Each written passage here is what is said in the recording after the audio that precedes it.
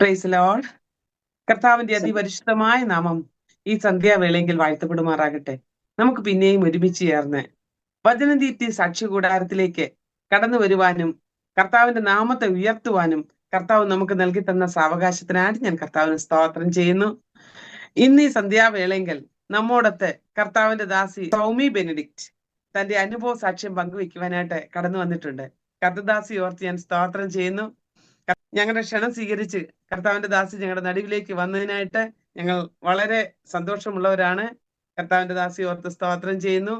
ഇന്ന് ഈ രാത്രിവേളയെങ്കിൽ വളരെ തിരക്കേറിയ നടുവിലും സമയ പരിമിതിക്കുള്ളിലും ഈ കർത്താവിന്റെ നാമത്തെ ഉയർത്തുവാൻ ഞങ്ങളുടെ ക്ഷണം സ്വീകരിച്ച് ഞങ്ങളുടെ നടുവിലേക്ക് കടന്നു വന്നതിന് വളരെ നന്ദി അറിയിക്കുന്നു. വളരെ വിനയത്തോടും വളരെ സ്നേഹത്തോടും കൂടി കർത്തദാസിയെ ഞങ്ങളുടെ സാക്ഷ്യ കൂടാരത്തിലേക്ക് ഞങ്ങൾ സ്വാഗതം ചെയ്യുന്നു. പ്രത്യേകമായിട്ട് ഈ സന്ധ്യാവേളയെങ്കിൽ വചനദീപ്തി സാക്ഷ്യ കൂടാരത്തിന്റെ പ്രിയപ്പെട്ടവർക്ക് സന്ധ്യാവന്ദനങ്ങളെ ചൊല്ലിക്കൊണ്ട് ഒരു നിമിഷം കർത്തദാസിക്ക് വേണ്ടി പ്രാർത്ഥിച്ച് നമുക്ക് ആ സാക്ഷ്യങ്ങൾ ആരംഭിക്കാം. സ്വർഗത്തിനും ഭൂമിക്ക് നാഥനായ ഞങ്ങളുടെ നല്ല ദൈവമേ, സ്വർഗീയ രാജാവേ, ഈ നല്ലതും വിലയേറിയതുമായ സമയത്തിനായിട്ട് സ്തോത്രം ചെയ്യുന്നു. അനുഗ്രഹീതമായ ഒരു ദിവസം കൂടി ഞങ്ങളുടെ ജീവിതത്തിൽ ദാനമായി തന്നു. കർത്താവെ, പകൽക്കാലം ഞങ്ങളെ വിട്ടുപോയെങ്കിലും സന്ധ്യാവേളയെങ്കിൽ സ്വർഗത്തിലെ അപ്പന്റെ മുഖത്തേക്ക് നോക്കുവാൻ ഞങ്ങൾക്ക് ചെയ്ത ഉപകാരങ്ങളെ ഓർത്ത് ഞങ്ങൾ നന്ദിയുള്ളവരായിരിക്കാനും കർത്താവെ, മറ്റുള്ളവർ മുൻപാകെ ഞങ്ങളുടെ ദൈവം ചെയ്ത ഉപകാരങ്ങളെ സാക്ഷിക്കുവാനും അപ്പൻ ഞങ്ങൾക്ക് ചെയ്ത നല്ല അവസരത്തിനായിട്ട് നന്ദി പറയുന്നു. കർത്താവിന്റെ ദാസിക്ക് വേണ്ടി സ്തോത്രം ചെയ്യുന്നു. ഈ രാത്രി വേളയെങ്കിൽ കർത്താവ് തന്റെ നാവായി വായായി കൂടെ ഇരിക്കണമേ. കർത്താവെ, അങ്ങ് ചെയ്തതല്ലാതെ ഞങ്ങളുടെ ജീവിതത്തിൽ ഒന്നുമില്ലപ്പാ. എല്ലാറ്റിനായിട്ട് നന്ദി പറഞ്ഞേൽപ്പിക്കുകയാണ്. കർത്തദാസിയെ ബലപ്പെടുത്തണമേ, കുടുംബമായി ആദരിക്കണമേ. കർത്താവെ, അവിടുത്തെ മുന്തിരിത്തോപ്പിൽ അധ്വാനിക്കുവാൻ ശക്തമായി അവരെ കരങ്ങളിൽ വഹിക്കുന്നതിനായിട്ട് സ്തോത്രം.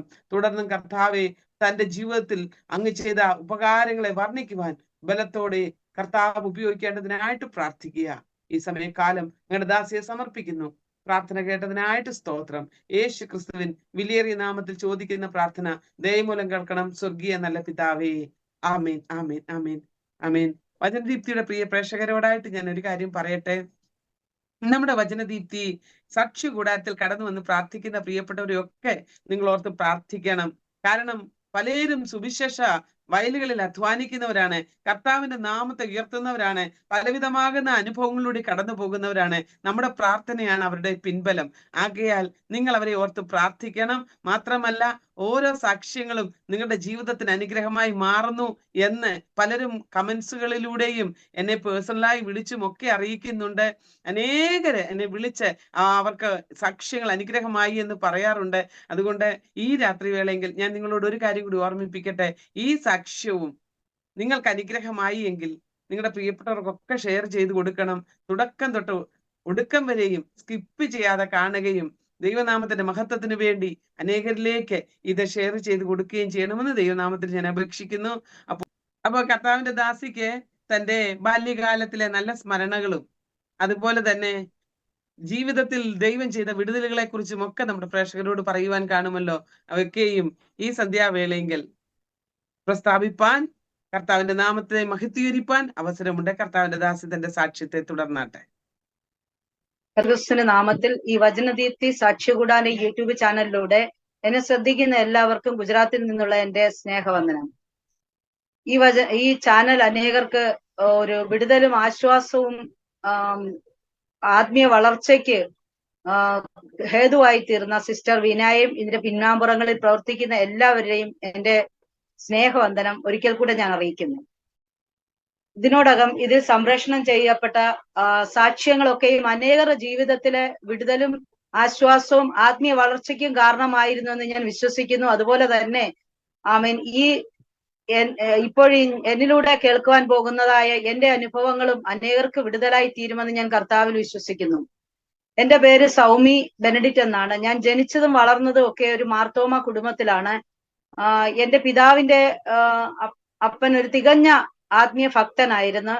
സുവിശേഷം അറിയിക്കുവാനും കർത്താവിന്റെ ദാസനോ അങ്ങനൊന്നുമല്ല, എങ്കിൽ പോലും ഭവനങ്ങൾ കയറി ഇറങ്ങി സുവിശേഷം പറയുകയും രോഗികൾക്ക് വേണ്ടി പ്രാർത്ഥിക്കുകയും ഭൂതബാധിതര് അങ്ങനെ ബന്ധിക്കപ്പെട്ടവരെ വിടുതലിനായി ശുശ്രൂഷിക്കുകയൊക്കെ ചെയ്യുന്ന ഒരു തികഞ്ഞ ആത്മീയ ഭക്തനായിരുന്നു. അത് ആ ഒരു തന്നിലുണ്ടായിരുന്ന ഒരു ആത്മീയ ഭക്തി തന്റെ കുഞ്ഞുങ്ങളിലേക്കും ഭവനത്തിലേക്കും ആ പിതാവ് പകർന്നു കൊടുത്തിരുന്നു. അങ്ങനെ ഞങ്ങളുടെ അപ്പച്ചൻ അങ്ങനെ തികഞ്ഞൊരു ഭക്തനായതുകൊണ്ട് എന്റെ പിതാവും ഞങ്ങളുടെ കുടുംബവും അതേ ഒരു ആത്മീയ ഭക്തിയിലൂടെയാണ് വളർന്നു വന്നത്.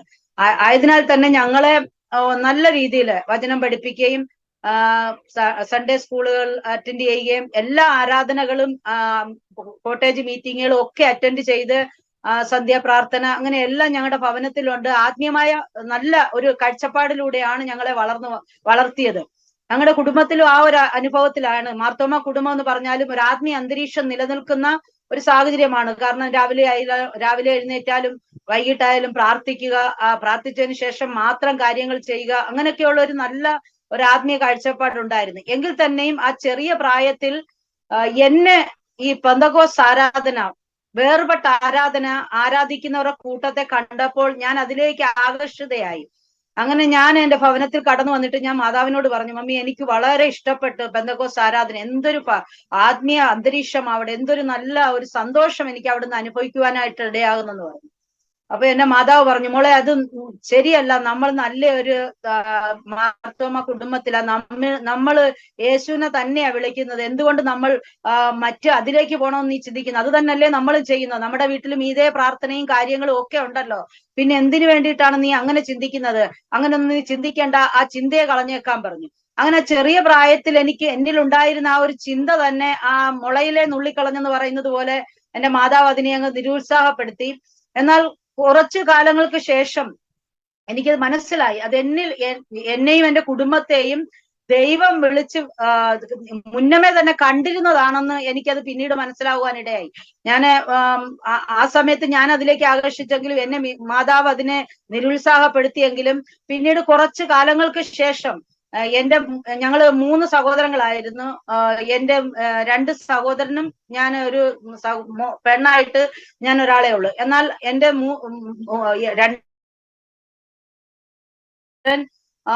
ഒരു 6th സ്റ്റാൻഡേർഡിൽ പഠിക്കുന്ന സമയം ലോകത്തിൽ നിന്ന് വേർപെട്ട് അതിനുശേഷം ഞങ്ങൾ 2 പേര് മാത്രമേ ഉള്ളൂ.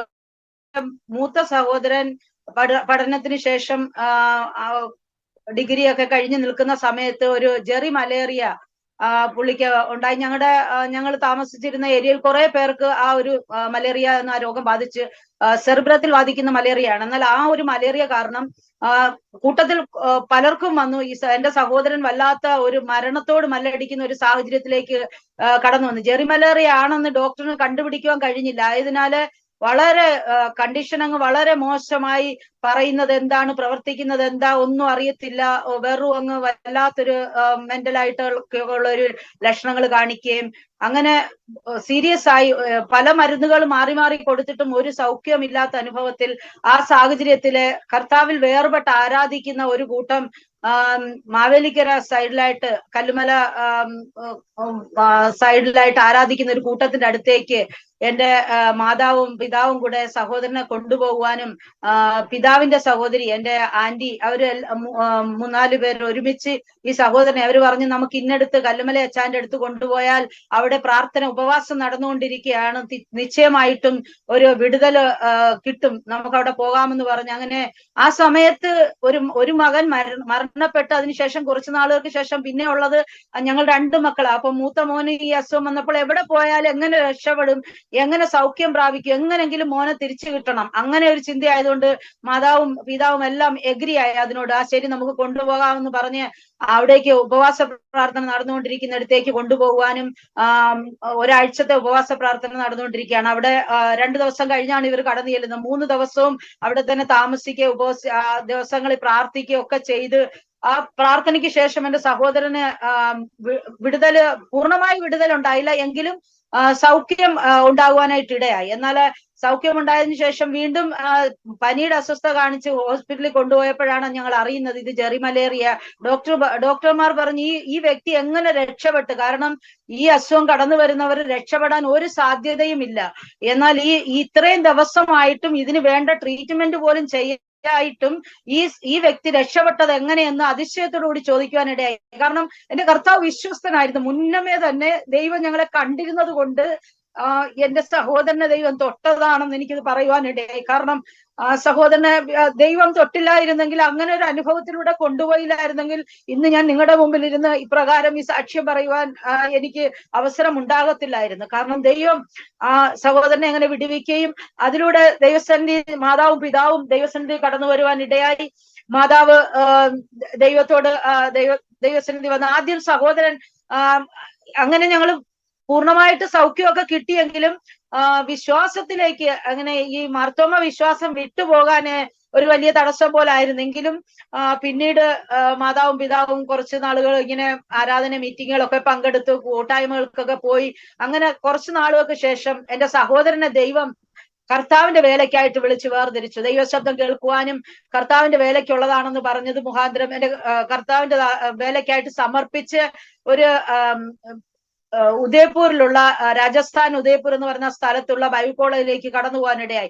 അവിടെ വെച്ച് എന്റെ സ്നാനപ്പെടുകയും അത് കർത്താവിന്റെ വേലയ്ക്ക് പൂർണ്ണമായി സമർപ്പിച്ച് അങ്ങനെ വചനം അഭ്യസിച്ച് കർത്താവിന് വേണ്ടിയിട്ട് പൂർണ്ണ സമയം സുവിശേഷ വേലയ്ക്ക് വേണ്ടി തന്നെ സമർപ്പിച്ചത്. അതിനുശേഷം പ്രിയ മാതാവും പിതാവും അവരൊക്കെ വിശ്വാസത്തിൽ കടന്നു വന്നു. എന്നാൽ ആദ്യമായി ആഗ്രഹം പ്രകടിപ്പിച്ച ഞാൻ അപ്പോഴും വെയിറ്റ് ചെയ്യുകയാണ് വിശ്വാസത്തിലേക്ക് വരാതെ. കാരണം പിന്നീട് എന്നിലെ ആ ഒരു ആഗ്രഹമൊക്കെ നഷ്ടപ്പെട്ട്, കാരണം എന്റെ യൗവനത്തിലേക്കൊക്കെ കടന്നപ്പം പിന്നെ എനിക്ക് ആഭരണങ്ങളോടൊക്കെ വലിയ കമ്പമായിരുന്നു. ആഭരണങ്ങളും വസ്ത്രങ്ങളൊക്കെ എനിക്ക് വലിയ കമ്പമായിരുന്നു. അതുകൊണ്ട് തന്നെ ഞാൻ ഈ ആഭരണം ഉപേക്ഷിച്ചോ അല്ലെങ്കിൽ ആ നിലയിലൊക്കെ ഉള്ള അതിനോട് എനിക്ക് ഒട്ടും താല്പര്യമില്ലാത്ത അനുഭവം. എങ്കിലും എന്റെ മാതാവോ പിതാവോ സഹോദരനോ ആരും തന്നെ എന്നെ ഫോഴ്സ് ചെയ്തില്ല ഈ വിശ്വാസത്തിലേക്ക് വരാൻ. അവർ പറഞ്ഞ് അങ്ങനെ ഫോഴ്സ് ചെയ്തിട്ട് വിശ്വാസത്തിൽ നിശ്ചയമായിട്ടും അവരെന്നെ നിർബന്ധിച്ച് മീറ്റിങ്ങിന് കൊണ്ടുപോവുക അല്ലെങ്കിൽ അത് ചെയ്യണമെന്ന് പറഞ്ഞാൽ ഞാൻ ചെയ്യുമായിരുന്നു. കാരണം മാതാപിതാക്കളുടെ വാക്കുകളെ അനുസരിക്കുന്ന ഒരു രീതിയാണ് ഞങ്ങളുടെ കുടുംബത്തിലുള്ളത്. അപ്പൊ അത് കാരണം എതിർപ്പൊന്നും പറയാതെ ഞാൻ അത് അംഗീകരിച്ചു തരാം. പക്ഷെ അത് എന്റെ ഒരു വിശ്വാസത്തോടെ ആയിരിക്കത്തില്ലെന്ന് മാത്രം. അതുകൊണ്ട് തന്നെ എന്റെ മാതാവും പിതാവും അവരാരും എന്നെ നിർബന്ധിച്ചില്ല ഈ വിശ്വാസത്തിലേക്ക് വരാൻ. ഞാൻ അതിനുശേഷം ഈ വിശ്വാസത്തിലേക്ക് വരാൻ അതിനുശേഷം ഒരു കുറച്ച് നാളുകൾക്ക് ശേഷം ഞാൻ ഒരു 9th സ്റ്റാൻഡേർഡിൽ പഠിക്കുന്ന സമയത്ത് വെക്കേഷൻ ടൈമിന് ഞങ്ങൾ എല്ലാവരും, ഞാൻ നേരത്തെ തന്നെ പറഞ്ഞതുപോലെ സന്ധ്യാസമയത്ത് കൂടിയിരുന്ന് പ്രാർത്ഥിക്കും. ആ സമയത്ത് അതിനുള്ളിൽ എന്റെ മാതാവിന്റെ സഹോദരി കുടുംബം, അവരുടെ സഹോദരങ്ങൾ എല്ലാവരും വിശ്വാസത്തിലേക്ക് വന്ന് ഇതിനോടകം പല കുടുംബങ്ങൾ വിശ്വാസത്തിൽ കടന്നു വന്നു. ഞാൻ ശേഷിക്കുകയാണ്. അപ്പോഴും ആ സന്ധ്യ പ്രാർത്ഥനയെ ഞങ്ങൾ ഇങ്ങനെ ഒരുമിച്ചിരുന്ന് പ്രാർത്ഥിച്ചുകൊണ്ടിരിക്കുന്ന സമയത്ത് പെട്ടെന്ന് കറണ്ട് പോകുവാനിടയായി. കറണ്ട് പോയപ്പോഴത്തേക്ക് മൊത്തം അന്ധകാരമാണ്. എന്നാൽ എനിക്ക് മാത്രം ഭയങ്കരമായ ഒരു പ്രകാശം, ഇങ്ങനെ ഒരു ഗോളം പോലെ പ്രകാശഗോളം എന്റെ അടുക്കലേക്ക് കടന്നു വരുന്നതായിട്ട് എനിക്ക് അനുഭവപ്പെടുവാനിടയായി. ആ പ്രകാശം കടന്നു വന്ന് എന്നെ മൊത്തമായത് ആവരണം ചെയ്യുന്നത് പോലെ എനിക്ക് അനുഭവപ്പെട്ടു.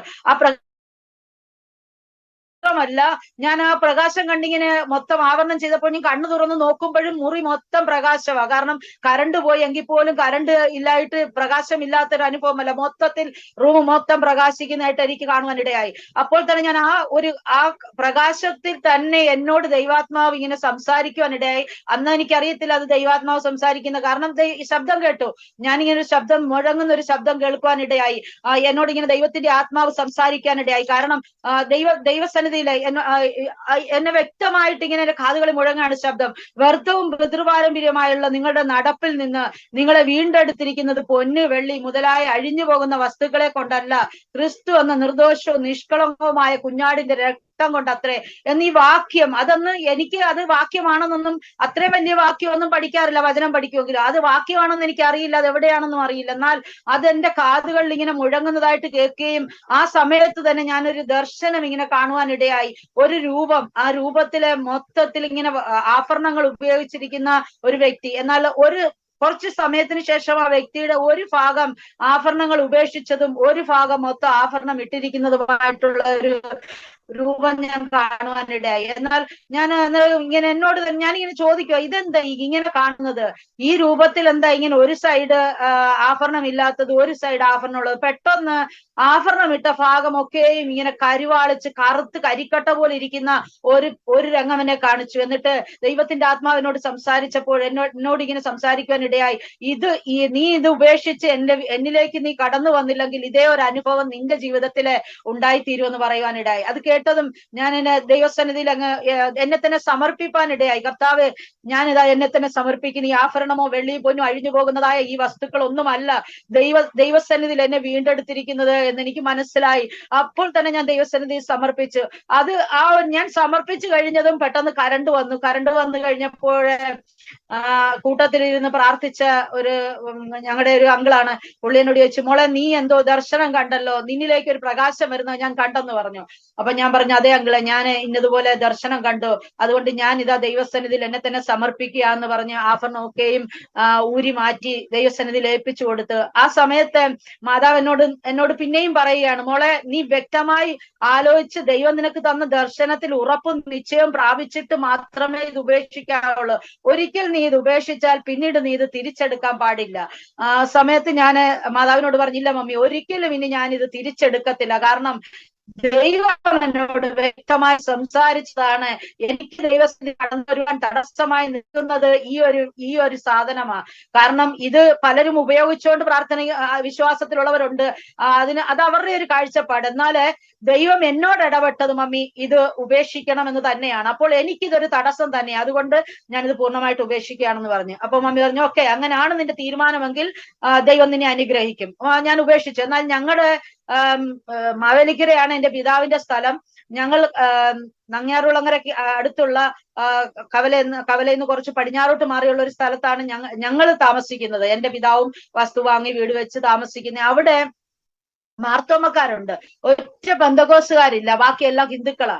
അപ്പൊ ഈ ഹിന്ദുക്കളായിട്ടുള്ള ഈ ആൾക്കാര് അവിടെയുള്ള ആൾക്കാരെല്ലാം ഹിന്ദുക്കളും പിന്നെ മാർത്തോമക്കാരും ഉണ്ട്. അപ്പൊ അവരൊന്നും ഈ ആഫറിനെ ഉപേക്ഷിച്ചവരെ അങ്ങനെ അവിടെ ഒന്നും ആരും ഇല്ല. അപ്പൊ ഞാൻ എന്റെ ചെറുപ്പപ്രായമാണ്, 9th സ്റ്റാൻഡേർഡിൽ പഠിക്കുന്നു. അപ്പൊ ഞാൻ സ്കൂളിൽ ചെല്ലുമ്പോഴും നേരത്തെയൊക്കെ ഞാൻ നന്നായി ആഭരണമൊക്കെ ചെയ്ത് ഡ്രസ് ചെയ്ത് ഭയങ്കര ആകർഷകമായിട്ട് ഒരുങ്ങിയൊക്കെയാ പോകുന്നത്. എന്നാല് ഞാൻ ദൈവത്തെ അറിഞ്ഞു കഴിഞ്ഞപ്പോൾ അതൊക്കെയും ഉപേക്ഷിച്ചിട്ട് ഞാൻ കടന്നുപോയപ്പോൾ വളരെ നിന്ദകൾ എനിക്കുണ്ടായി. വളരെ എന്നെ എല്ലാവരും പരിഹസിക്കുവാൻ, എന്റെ ഫ്രണ്ട്സും മറ്റുള്ളവരും ഒക്കെ എന്നെ പരിഹസിക്കാൻ തുടങ്ങി. ഇതെന്താ നീ കാണിച്ചു വെച്ചേക്കുന്ന, നീ എത്ര സുന്ദരിയായി, എന്നിട്ട് നീ എന്തിനിത് ഉപേക്ഷിച്ചു? അപ്പൊ എന്നാൽ എനിക്ക് അത് കേൾക്കുമ്പോഴൊന്നും ഒരു ദുഃഖം തോന്നിയിട്ടില്ല. ഞാൻ അവരോടൊക്കെ സന്തോഷത്തോടെ എന്റെ ദൈവം എന്നെ വിടുവിച്ചതിനെ കുറിച്ച് പറയുവാനിടയായി. കർത്താവ് എന്നെ വിടുവിച്ചതാണ്.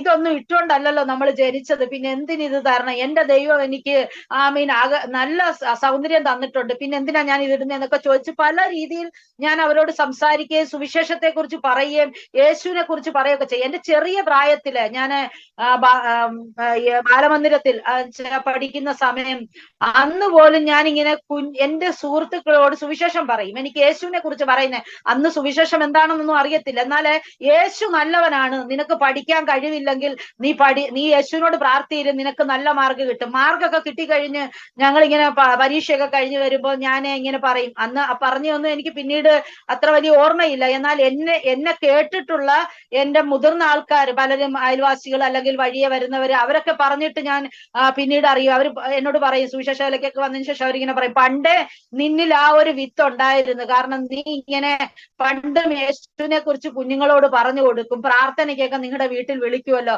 വീട്ടിലെ പ്രാർത്ഥനയ്ക്കൊക്കെ ഞാൻ കൂട്ടുകാരെ വിളിക്കുമ്പോ ഞങ്ങളുടെ വീട്ടിൽ പ്രാർത്ഥനയുണ്ട്, നല്ല രസമാ പാട്ടുപാടി ആരാധിക്കാൻ, നിങ്ങൾ വരണമെന്നൊക്കെ പറയും. അങ്ങനെ ഒരു ഇതുണ്ടായിരുന്നത് കൊണ്ട്, അങ്ങനെ ഒരു ഇത് ദൈവം എന്റെ ഉള്ളിൽ ആ ഒരു വിത്ത് ദൈവം അന്നേ ഇട്ടതാ. കാരണം അതൊന്നും അന്ന് അറിയില്ലായിരുന്നെങ്കിലും പിന്നീട് മനസ്സിലായി കർത്താവ് എന്നെ അമ്മയുടെ ഉദരത്തിന് മുമ്പേ തന്നെ ദൈവം എന്നെ കണ്ടിരുന്നതാണെന്ന്. കാരണം പിന്നെ ഞാൻ സ്കൂളിൽ പഠിക്കുന്ന സമയത്ത് 10th കോളേജ് പ്രീ ഡിഗ്രി അങ്ങനെ എല്ലാ പഠിക്കുന്ന സമയങ്ങളിലൊക്കെ ഞാൻ മറ്റുള്ളവരോട് സുവിശേഷം പറയുവാനും, ഞാൻ ഒറ്റപ്പെട്ട ഒരു വ്യക്തിയാണ്, ഞാൻ മാത്രമേ ഉള്ളൂ ഇങ്ങനെ ഒന്നും ഉപയോഗിക്കാത്ത പെന്തക്കോസ്തുകാരി എന്ന് പറയുന്നത്. 10th സ്റ്റാൻഡേർഡിൽ വന്നപ്പോ എനിക്ക് കൂട്ടായിട്ട് ഞങ്ങളുടെ പാസ്റ്ററെ ഒരു മോളും ഉണ്ടായിരുന്നു. എന്നാൽ പാസ്റ്റർ മോള് ആരോടും അങ്ങനെ പറയത്തില്ല, പുള്ളിക്കാരിക്ക് വളരെ കളിയാക്കുമ്പോഴൊക്കെ. അതിനുശേഷം പുള്ളിക്കാരിയും പോയി കഴിഞ്ഞ് ഞാൻ വീണ്ടും ഒറ്റപ്പെട്ട ഒരു അനുഭവത്തിലാണ്. എന്നാൽ ദൈവം എനിക്ക് ആ ഒരു സാഹചര്യത്തിൽ പിടിച്ചു നിൽക്കാനുള്ള ഒരു വലിയ ദൈവകൃപ ദൈവം എനിക്ക് തന്ന, യൗവനക്കാരുടെ മധ്യത്തിലെ ദൈവസന്നിധി പിടിച്ചു നിൽക്കാനും സുവിശേഷത്തിന് വേണ്ടി വളരെ തീഷ്ണതയോടെ ദൈവസന്നിധി നിൽപ്പാൻ തക്കോണം ദൈവം എന്നെ സഹായിച്ചു. അങ്ങനെ ഞാൻ വിശ്വാസത്തിൽ വന്നതിന് ശേഷം മെയ് മാസം 8-ാം തീയതി ഞാൻ പൂർണ്ണമായി രക്ഷിക്കപ്പെട്ട്. അതിനുമ്പേ പല പ്രാവശ്യം ഈ മാർത്തോമയിലായിരിക്കുമ്പം മാർത്തോമ ക്യാമ്പുകളും വെക്കേഷൻ ക്യാമ്പുകൾ അങ്ങനെയൊക്കെയുള്ള സമയത്ത് ഇങ്ങനെ കർത്താവായ യേശുക്രിസ്തുവിനെ രക്ഷിതാവായി സ്വീകരിക്കുന്നതൊക്കെ പല പ്രാവശ്യം എണീറ്റ് രക്ഷിതാവായി സ്വീകരിച്ചിട്ടുണ്ട്. എന്നാൽ അതൊന്നും യഥാർത്ഥമായ ഒരു രക്ഷയിലേക്ക് എന്നെ നടത്തിയില്ല. ഞാനിങ്ങനെ വാഗൊണ്ട് പറയും, എല്ലാവർക്കും വലിയ ഇഷ്ടമാണ് എന്നെ. കാരണം എന്ന് വെച്ചാൽ ചെറിയ പ്രായത്തിൽ ഞാൻ ആദ്യം എണീറ്റ് ഞാൻ പറയും, ഞാൻ കർത്താവിനെ സ്വീകരിക്കുന്നു, എനിക്ക് കർത്താവിനെ ഇഷ്ടമാന്നൊക്കെ പറയും. ഇത് കേൾക്കുമ്പോൾ എല്ലാവർക്കും വലിയ സന്തോഷമാണ്. പക്ഷെ എങ്കിൽ പോലും എനിക്ക് ആ ഒരു രക്ഷയുടെ അനുഭവം, യഥാർത്ഥമായ ഒരു രക്ഷ എന്റെ ജീവിതത്തിൽ കടന്നു വന്നില്ല. ആ മെയ് മാസം 8-ാം തീയതി ഞാൻ 1993 ഞാൻ കർത്താവ് യേശുക്രിസ്തുവിനെ രക്ഷിതാവായി സ്വീകരിക്കുകയും 25-ാം തീയതി ജലത്തിൽ ദൈവത്തെ സാക്ഷീകരിക്കുവാനും മാർച്ച് 30-ാം തീയതി കർത്താവ് യേശുക്രിസ്തു ആത്മാഭിഷേകത്താൽ ദൈവത്തിന്റെ ശക്തിയാൽ എന്നെ നിറയ്ക്കുവാനും ഇടയായി തീർന്നു. അങ്ങനെ ഞാൻ മുൻപോട്ട് പോകുന്ന നല്ല ദൈവസന്നിധിയിൽ ആരാധിക്കുകയും പ്രാർത്ഥിക്കുകയും ദൈവത്തോട് ചേർന്ന് നടക്കുകയും ഒക്കെ ചെയ്യുന്ന സാഹചര്യമായിരുന്നു. എനിക്ക് ദൈവത്തെ ഒത്തിരി ആരാധിക്കുന്നതൊക്കെ എനിക്ക് വളരെ ഇഷ്ടമാണ്. ചെറിയ പ്രായമാണെങ്കിലും ഞാൻ മണിക്കൂറുകൾ റൂം അടച്ചിരുന്ന് ദൈവസന്നിധി പ്രാർത്ഥിക്കും. ഞാൻ 5 മണി തൊട്ട് 7 മണി വരെ 6:30 വരെ ഒക്കെ ഒറ്റയ്ക്ക് ഇരുന്ന് അങ്ങ് പ്രാർത്ഥിക്കും. വീട്ടിൽ ഗസ്റ്റ് വന്നാൽ റൂമിനകത്തൊക്കെ ആൾക്കാരുണ്ടെങ്കിൽ ഞാൻ ടെറസിന്റെ മുകളിൽ പോയി സ്റ്റെയർകേഴ്സിന്റെ ഒക്കെ സൈഡിൽ ഒതുങ്ങിയിരുന്ന് ഷീറ്റൊക്കെ മൂടി പുതച്ചിരുന്ന് ഞാൻ പ്രാർത്ഥിക്കും. കാരണം എനിക്ക് ആ സമയത്ത് ദൈവത്തോട് സംസാരിക്കണം. അത്ര ഒരു ദൈവത്തോടൊരു സ്നേഹം എന്നിൽ ഇങ്ങനെ വളർന്നുകൊണ്ടിരുന്നു. ദൈവത്തെ സ്നേഹിക്കുക, ദൈവത്തോട് സംസാരിക്കുക. അത് ബന്ധുക്കളോ സുഹൃത്തുക്കളോ ആര് തന്നെ വന്നിരുന്നാലും ഞാൻ ആ സമയം ദൈവത്തിന്റെ അടുക്കൽ പോയിരുന്ന് പ്രാർത്ഥിക്കും. എനിക്കത് വളരെ സന്തോഷം തേകുന്ന ഒരു അനുഭവമായിരുന്നു. അങ്ങനെ ഇരിക്കുമ്പോൾ എനിക്ക് ചെറിയ പ്രായത്തിൽ തന്നെ എന്റെ വാൽവിന് ഹോള് വീണിട്ടുള്ള എനിക്ക് അസുഖം ഉണ്ടായിരുന്നു. ചെറിയ പ്രായം മുതൽ ഞാൻ ഒത്തിരി മരുന്നുകൾ കഴിക്കുമായിരുന്നു. ഹോസ്പിറ്റലിലൊക്കെ കാണിച്ച് ഒത്തിരി മരുന്നുകൾ കഴിക്കും. ഒത്തിരി ഇങ്ങനെ ആദ്യമൊക്കെ ഇങ്ങനെ ആയിരക്കണക്കിന് രൂപയുടെ മരുന്നുകൾ ഇങ്ങനെ സ്റ്റാർട്ടിങ്ങിൽ കഴിക്കുന്നത്. അതിനുശേഷം പിന്നെ എല്ലാ ദിവസവും 100 രൂപയുടെ മരുന്ന് ഒഴിയാതെ കഴിക്കണം. ദിവസം 100 രൂപയുടെ മരുന്ന് കഴിക്കണം. ഇങ്ങനെ അസുഖം ഇടയ്ക്ക് കൂടുമ്പോൾ കൊണ്ടുപോകുമ്പോൾ വീണ്ടും ഒത്തിരി മരുന്നുകൾ എനിക്ക് തരും. അങ്ങനെ മെഡിസിൻ ഒത്തിരി ഉപയോഗിച്ച് ഞാനിങ്ങനെ ആകെ ടയേർഡ് ആയിരിക്കുന്ന ഒരു സാഹചര്യമാണ്. എനിക്ക് മരുന്നുകൾ കഴിക്കുന്ന വേറൊരു ഇഷ്ടമില്ലാത്തൊരു സാഹചര്യമാണ്. എങ്കിൽ പോലും കഴിച്ചേ പറ്റൂ. കാരണം അത്രയ്ക്ക് വേദനയാണ് എന്റെ ശരീരത്തിന്. ഞാൻ ഒത്തിരി ഇങ്ങനെ നടക്കാൻ എനിക്ക് പറ്റത്തില്ല. ഒത്തിരി നടന്നു കഴിഞ്ഞാൽ കാലുകൾക്കും കൈകൾക്കൊക്കെ അങ്ങ് വേദനയാ. പിന്നെ എന്തെങ്കിലും ഒരു അല്പം വെയിറ്റ് എടുത്താൽ പോലും എനിക്ക് ഇങ്ങനെ അത് ഭയങ്കര ഭാരമായിട്ട് തോന്നും. തുണി കഴുകാനോ മറ്റ് പാത്രങ്ങൾ അങ്ങനെ ഒന്നും തന്നെ ഒത്തിരി ജോലികളൊന്നും തന്നെ എനിക്ക് ചെയ്യുവാൻ പറ്റത്തില്ല. ഒത്തിരി നടക്കാൻ പറ്റത്തില്ല. സ്റ്റെപ്പുകൾ കയറാൻ പറ്റത്തില്ല. കയറുമ്പോൾ ഇങ്ങനെ കിതയ്ക്കുകയും പിന്നെ കാലുകൾക്ക് വേദന ഉണ്ടാകുകയും രാത്രിയൊക്കെ പല ദിവസങ്ങൾ ഒത്തിരിയൊന്നും ജോലി ചെയ്തില്ലെങ്കിൽ പോലും രാത്രിയൊക്കെ പല രാത്രികൾ ഞാൻ ഉറങ്ങിയിട്ടില്ല. കാരണം കാലുകൾക്കൊക്കെ ഇങ്ങനെ വേദന കൊണ്ട് കഴച്ചുള്ള വേദനയാ, ഭയങ്കരമായ വേദനയാ. ആ വേദനയൊക്കെ അനുഭവപ്പെടുമ്പോൾ ഞാനിങ്ങനെ ജനലിന്റെ അഴികളിലൊക്കെ കാല് പൊക്കി വെക്കും. എവിടെയൊക്കെ ഉയരത്തിൽ എന്തെങ്കിലുമൊക്കെ എടുത്തു വെച്ചിട്ട് കാലുകൾ പൊക്കി വെച്ച് ഒക്കെ കിടക്കും. കാരണം അത്രയ്ക്ക് വേദന അനുഭവപ്പെടുന്ന സാഹചര്യമായിരുന്നു. കഴിക്കുന്നുണ്ടെങ്കിൽ വേദനയോ അല്ലെങ്കിൽ രോഗമൊന്നും പൂർണ്ണമായിട്ടും മാറാത്ത ഒരു സാഹചര്യമാണ്. ആ സാഹചര്യത്തിലെ വിശ്വാസി ഇങ്ങനെ നല്ല കാഴ്ചപ്പാട് ഞാൻ ഇങ്ങനെ ദൈവത്തോട് പ്രാർത്ഥിച്ചു, കർത്താവേ ഞാൻ ഇങ്ങനെ ഇത്രയും നീ സൗഖ്യമാക്കുന്ന ദൈവമാണല്ലോ, ഞാൻ നിന്നെ സൗഖ്യമാക്കുന്ന സകല രോഗങ്ങളെയും സൗഖ്യമാക്കുമെന്ന് പറയുന്ന ദൈവമാണ്. പിന്നെ എനിക്ക് ഈ അസുഖം എന്തുകൊണ്ട്, എന്റെ ഈ അസുഖം നിനക്ക് സൗഖ്യമാക്കുവാൻ കഴിയുമല്ലോ കർത്താവേ എന്ന് പറഞ്ഞ് പ്രാർത്ഥിക്കുവാനിടയായി. ഞാൻ പ്രാർത്ഥിച്ചതിന് ശേഷം ഞാനിങ്ങനെ കുറച്ച് ദിവസങ്ങൾ ഞാനിങ്ങനെ ആ വിഷയത്തെ ഓർത്ത് പ്രാർത്ഥിച്ചു. കർത്താവേ നീ എന്നെ സൗഖ്യമാക്കണം, ഈ മരുന്ന് ഞാൻ പൂർണ്ണമായിട്ട് നിർത്താൻ ആഗ്രഹിക്കുന്നു. ആ വിഷയം ഞാൻ എന്റെ മാതാവിനോട് പറഞ്ഞു, മമ്മി ഞാന് പൂർണ്ണമായിട്ട് മരുന്ന് ഉപേക്ഷിക്കാൻ തീരുമാനിക്കുക. കാരണം എനിക്ക് ഈ രോഗത്തിന് ഇനി മരുന്ന് ഞാൻ കഴിക്കത്തില്ല. അപ്പൊ മമ്മി ഭയങ്കര വിഷമത്തിലായി. മമ്മി പറഞ്ഞു, മോളെ അങ്ങനെ പറയാതെ നിനക്ക് പൂർണ്ണ സൗഖ്യം ഡോക്ടർ പറഞ്ഞിരിക്കുന്നത് നിന്റെ മരണസമയം വരെയും ഈ മരുന്ന് കഴിച്ചുകൊണ്ടിരിക്കണമെന്നാ. കാരണം നിനക്ക് മറ്റ് എല്ലാ കുട്ടികളെയും പോലെ എല്ലാവരുടെ അടുത്ത് സഹകരിക്കാനോ അല്ലെങ്കിൽ മറ്റ് അങ്ങനെയുള്ള ജോലികൾ ചെയ്യാനൊന്നും നിനക്ക് പറ്റത്തില്ല. നീ ഇത് കഴിക്ക്, ദൈവം നിന്നെ സൗഖ്യമാക്കിയെന്ന് അത്ഭുതം പ്രവർത്തിച്ചെന്ന് നമുക്ക് വ്യക്തമായി അനുഭവപ്പെടുമ്പോൾ നമുക്കിത് ഉപേക്ഷിക്കാം. ഞാൻ പറഞ്ഞില്ല, എങ്ങനെ ദൈവം എന്നെ സൗഖ്യമാക്കിയാലും ഇല്ലെങ്കിലും ഞാൻ ഈ മരുന്ന് ഉപേക്ഷിക്കാൻ പോവുകയാണ്. കാരണം ദൈവത്തിന് എന്നെ സൗഖ്യമാക്കാൻ കഴിയും. അതുകൊണ്ട് ഞാൻ ദൈവവചനം പറയുന്ന രോഗികളെ സൗഖ്യമാക്കുമെന്ന്, അനേകരെ സൗഖ്യമാക്കുന്നുണ്ട്. എന്റെ സഹോദരനെ സൗഖ്യമാക്കി, പിന്നെ എന്തുകൊണ്ട് എന്നെ സൗഖ്യമാക്കില്ല? ഞാൻ പൂർണ്ണമായിട്ട് ഞാൻ പറഞ്ഞു ഞാൻ കഴിക്കില്ല. മമ്മി എന്നെ ഒത്തിരി പറഞ്ഞ് മനസ്സിലാക്കാനൊക്കെ ശ്രമിച്ചെങ്കിലും ഞാൻ പറഞ്ഞു, മമ്മി ഇല്ല, ഞാനിത് ഈ മരുന്ന് പൂർണ്ണമായിട്ട് ഉപേക്ഷിക്കുക. മമ്മി എന്നാൽ മരുന്നൊന്നും കഴിക്കത്തില്ല. മമ്മി വളരെ ഭക്തിയോടെ ഏത് രോഗത്തിനും പ്രാർത്ഥിച്ച് സൗഖ്യം പ്രാപിക്കുന്ന വ്യക്തിയാ. എങ്കിൽ പോലും എന്നിൽ ആ വിശ്വാസം പൂർണ്ണതയിൽ എത്താൻ വേണ്ടി മമ്മി എന്നെ ഇങ്ങനെ പറഞ്ഞ് മനസ്സിലാക്കുകയാണ്. എന്നാൽ എന്റെ വിശ്വാസം കണ്ടിട്ട് മമ്മി പറഞ്ഞു, ശരി മോളെ, നീ പൂർണ്ണമായ ഒരു തീരുമാനത്തിലാണെന്ന് എനിക്ക് മനസ്സിലായി. അങ്ങനെയെങ്കിൽ ഞാൻ നിനക്ക് വേണ്ടി ഒരു 11 ദിവസം ഉപവസിക്കാം. അപ്പൊ ഞാൻ പറഞ്ഞു, മമ്മി ഞാനൊരു 3 ദിവസം ഞാൻ ഉപവസിക്കാം. അങ്ങനെ മമ്മി 11 ദിവസവും ഞാൻ 3 ദിവസവും ദൈവസന്നിധിയിൽ ഉപവസിച്ച്, ഉപവാസത്തിന് ശേഷം ഞങ്ങള് വീണ്ടും എല്ലാ മാസവും ഡോക്ടറെ കാണാൻ പോകണം. അപ്പം ആ മാസത്തെ ഞങ്ങളുടെ ഡേറ്റ് അനുസരിച്ച് ഞങ്ങൾ ഡോക്ടറെ കാണുവാനായി കടന്നു ചെന്നിട്ട് ഡോക്ടർ അപ്പൊ ചെക്ക് ചെയ്യാനുള്ള ബ്ലഡും കാര്യങ്ങളൊക്കെ ചെക്ക് ചെയ്യും, എല്ലാ പ്രാവശ്യം ചെക്ക് ചെയ്യുമ്പോഴെല്ലാം പോസിറ്റീവായി. എനിക്ക് എപ്പോഴും അസുഖം ബ്ലഡിനകത്ത് കാണിക്കുന്നുണ്ട്. ഡോക്ടർ പറയും അങ്ങനെ മരുന്നുകൾ കുറിച്ച് തന്നുകൊണ്ടിരിക്കുന്നത്. എന്നാൽ ആ മാസം കടന്നു ചെന്നപ്പോൾ ഡോക്ടർ ബ്ലഡ് ചെക്ക് ചെയ്യാനായിട്ട് മറ്റു ചെക്കപ്പുകളൊക്കെ ചെയ്യാനായിട്ട് കുറിച്ച് തന്നു. അത് കൊണ്ടുചെന്ന് ചെക്ക് ചെയ്ത് തിരിച്ചു വന്നപ്പോൾ ഡോക്ടറിന് സംശയം, നിങ്ങൾ എവിടെയാ ചെക്ക് ചെയ്തത്? ഞങ്ങൾ പറഞ്ഞു ഇന്ന ലാബിലാ. പക്ഷെ എന്നിട്ട് ഇത് എനിക്കൊരു ഡൗട്ട് ഉണ്ട്, നിങ്ങൾ വീണ്ടും വേറൊരിടത്ത് ചെക്ക് ചെയ്യും. ഡോക്ടർ ഒരു ലാബിന്റെ പേര് പറഞ്ഞു, അവിടെ കൊണ്ടുപോയി. അവിടെ ചെക്ക് ചെയ്തപ്പോഴും റിസൾട്ട് അത് തന്നെ. വീണ്ടും ഡോക്ടറിന് ഡൗട്ട്. ഡോക്ടർ പറഞ്ഞ് 2-3 മെഡിക്കൽ ലാബുകളിൽ ചെക്ക് ചെയ്യാനായിട്ട് ഡോക്ടർ കുറിച്ച് തന്നു. അങ്ങനെ 3-4 സ്ഥലത്ത് എന്റെ ബ്ലഡ് ചെക്ക് ചെയ്തെടുത്തൊന്നും എന്റെ ബ്ലഡിനകത്ത് രോഗമില്ല. എന്റെ ചെക്കപ്പുകളിലൊന്നും ഒരു രോഗവും എനിക്കില്ല. ഡോക്ടർ അതിശയിച്ചിട്ട് ചോദിച്ചു, ഇത് എങ്ങനെ സംഭവിച്ചു? ഇങ്ങനെ സംഭവിക്കാൻ ഒരു ചാൻസും ഇല്ല. ആമേൻ, ഹല്ലേലൂയ. എന്നെ കേൾക്കുന്ന പ്രിയ ദൈവമക്കളെ, പലപ്പോഴും നമ്മൾ അസാധ്യമെന്ന് ചിന്തിക്കും. നമ്മൾ ഓർക്കും ഇത് സാധ്യമാണോ എന്ന്. എന്നാല് ദൈവത്താൽ എല്ലാം സാധ്യമെന്ന ആ വചനം എന്റെ ജീവിതത്തിൽ അന്വർത്ഥമായി. നാം വിശ്വാസത്തോട് ദൈവസന്നിധി കടന്നു ചെല്ലുമെങ്കിൽ നിശ്ചയമായിട്ടും ദൈവം അവിടെ പ്രവർത്തിക്കും. അതെ, വസ്ത്രത്തിന്റെ തൊങ്ങല് തൊട്ട സ്ത്രീ, രക്തസ്രാവക്കാരിയായ സ്ത്രീ, അവിടെ വിശ്വാസമാണ്. അവിടെ ദൈവം പോലും അറിയാതെ ശക്തി അതിൽ പുറപ്പെട്ടത്. അപ്രകാരം ദൈവസന്നിധിയിലെ വിശ്വാസത്തോട് ഞാൻ ദൈവത്തോട് അടുത്ത് ചെന്നപ്പോൾ ദൈവനെ സൗഖ്യമാക്കി. ഡോക്ടർ ചോദിച്ചു ഇത് എങ്ങനെ സംഭവിച്ചു? ഞാൻ ഡോക്ടറോട് സുവിശേഷം പറയുവാനിടയായി. ഡോക്ടർ ഒരു ഹിന്ദു ഡോക്ടറായിരുന്നു. ഞങ്ങൾ പറഞ്ഞ് ഇന്നതുപോലെയാണ്, ഞങ്ങൾ ദൈവസന്നിധി പ്രാർത്ഥിച്ചു, ദൈവം ആമേൻ സൗഖ്യമാക്കിയതാ. അപ്പൊ മമ്മി പറഞ്ഞു, മോൾ ഇനി മരുന്ന് കഴിക്കുന്നില്ലെന്ന് പറഞ്ഞു, അതുകൊണ്ട് ഡോക്ടറെ മരുന്നൊന്നും ഇനി കുറിക്കണ്ട. അപ്പോൾ ഡോക്ടർ പറഞ്ഞു, അയ്യോ അങ്ങനെ ചെയ്യണ്ട, ചിലപ്പോഴും ഇനി വീണ്ടും വരാൻ ചാൻസ് ഉണ്ട്, അതുകൊണ്ട് മരുന്ന് നിങ്ങൾ കയ്യിൽ കരുതിക്കോ. അപ്പൊ ഞങ്ങൾ പറഞ്ഞു, ഇല്ല ഡോക്ടറെ, ഇനി ഈ രോഗം വരുത്തില്ല, വന്നാലും ഞാൻ മരുന്ന് എടുക്കത്തുമില്ല. ഡോക്ടർ ഒത്തിരി പറഞ്ഞു, മോളെ അങ്ങനെയല്ലെന്നൊക്കെ പറഞ്ഞു. എന്നിട്ട് ഡോക്ടർ പറഞ്ഞു, എങ്കിലും നിങ്ങൾ ശ്രദ്ധിക്കണം, ടീച്ചറായിട്ട് ജോലി ചെയ്യരുത്, നേഴ്സായിട്ട് ജോലി ചെയ്യരുത്, വിവാഹം കഴിക്കരുത്, അങ്ങനെ പലവിധ ഡിമാൻഡുകള് പലതും ഇങ്ങനെയുള്ള അസുഖക്കാർക്കുണ്ട് ഇതൊക്കെ പറഞ്ഞെങ്കിലും ഞങ്ങള് പറഞ്ഞു കർത്താവ് എന്നെ സൗഖ്യമാക്കി, അതുകൊണ്ട് ഇനി എനിക്ക് ഒരു ഭയവുമില്ല എന്ന് പറഞ്ഞുകൊണ്ട് ഞങ്ങള് അവിടെ നിന്ന് ഡോക്ടറെ അടുത്ത് നിന്നും വീട്ടിലേക്ക് പോയി. അതിനുശേഷം ഞാൻ ഇന്ന് വരെയും ആമീൻ ആ രോഗത്തിന് മരുന്ന് എടുത്തിട്ടില്ല. ആമീൻ, ഹല്ലേലൂയ. ഏത് അസുഖങ്ങൾ കടന്നു വന്നാലും ദൈവസന്നിധി പ്രാർത്ഥിക്കും. എന്നാൽ ഇപ്പോൾ ചില ഡെലിവറിക്കും അങ്ങനെയൊക്കെയുള്ള കാര്യങ്ങൾക്ക് മരുന്ന് എടുക്കാറുണ്ട്, ഇപ്പോൾ മരുന്ന് കഴിക്കാറുണ്ട്, ഇല്ലെന്നല്ല. എങ്കിൽ ആ രോഗത്തിന് അങ്ങനെ ഒരു അസുഖം ഇന്ന് വരെയും എനിക്കില്ല. ഞാൻ എന്നാൽ ആമീൻ അന്ന് എനിക്ക് ഒരു ബക്കറ്റ് വെള്ളം, ഒരു ചെറിയ ബക്കറ്റ് വെള്ളമോ അല്ലെങ്കിൽ തുണി കഴുകുവോ നടക്കുവോ സ്റ്റെയർ കയറുവോ ഒന്നും ചെയ്യാൻ പറ്റാത്ത എനിക്ക് ആമീൻ ഞാൻ മലകൾ കയറി ഇറങ്ങിയാണ് ഇന്ന് സുവിശേഷ വേല ചെയ്യുന്നത്.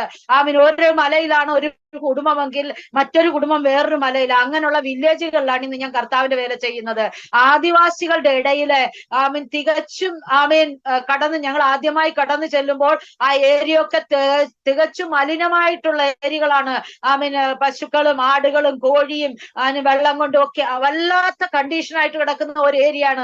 ആമീൻ കേരളത്തിൽ നിന്നൊക്കെ ആൾക്കാർ കടന്നു വരുമ്പോൾ ചോദിക്കും, നിങ്ങൾ എങ്ങനെ ഈ ഏരിയ കർത്താവിന്റെ വേല ചെയ്യുന്നെന്നാ ചോദിക്കുന്നത്. കാരണം പ്രാർത്ഥിക്കുന്ന റൂമിന്റെ ഒരറ്റത്ത് കോഴി കാണും, മുകളിൽ കോഴി കാണും, ഒരു സൈഡിൽ പശു ആടും അങ്ങനെയുള്ള എല്ലാം കാണും, മറ്റു സൈഡിൽ പൂച്ചയും പട്ടിയും അത് കാണും. ഇങ്ങനെ ഒരു വല്ലാത്ത അതിന്റെ ഇടയ്ക്കൊക്കെ ഇരുന്നാണ് ഞങ്ങൾ പ്രാർത്ഥിക്കുന്നത്.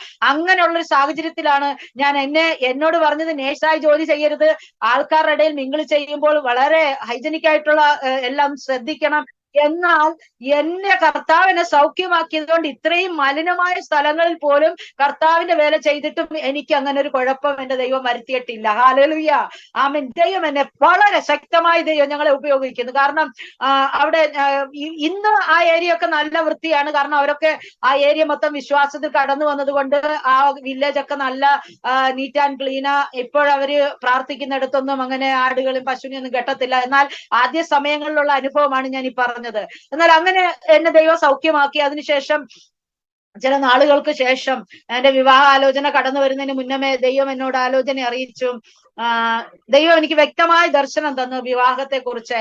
ഒരു ദൈവദാസനാണ് നിന്നെ വിവാഹം ചെയ്യുന്നത്. അപ്പൊ എന്നോട് ദൈവം ഇന്നെ വ്യക്തമായി രാത്രിയുടെ യാമത്തിൽ ദൈവശബ്ദം എനിക്ക് കേൾക്കുവാൻ ഇടയായി. സുവിശേഷ വേലയ്ക്ക് വേണ്ടി ഞാൻ നിന്നെ കണ്ടിരിക്കുന്നു, ഇന്ന സ്ഥലങ്ങളിൽ ഞാൻ നിന്നെ അയക്കുമെന്ന് വ്യക്തമായി ദൈവം എന്നൊക്കെ ആലോചന ദൈവശബ്ദം എനിക്ക് കേൾക്കുവാനിടയായി. അങ്ങനെ വ്യക്തമായി ദൈവശബ്ദം ഞാൻ കേട്ടപ്പോൾ ഞാൻ ദൈവസന്നിധി വേലയ്ക്കായി എന്നെ തന്നെ സമർപ്പിച്ചു. കർത്താവെ, ഞാൻ ഇതാ എന്നെ തന്നെ നിന്റെ വേലയ്ക്കായി സമർപ്പിക്കുന്നു എന്ന് പറഞ്ഞ് കർത്താവിന്റെ വേലയ്ക്ക് വേണ്ടി ഞാൻ സമർപ്പിച്ചു.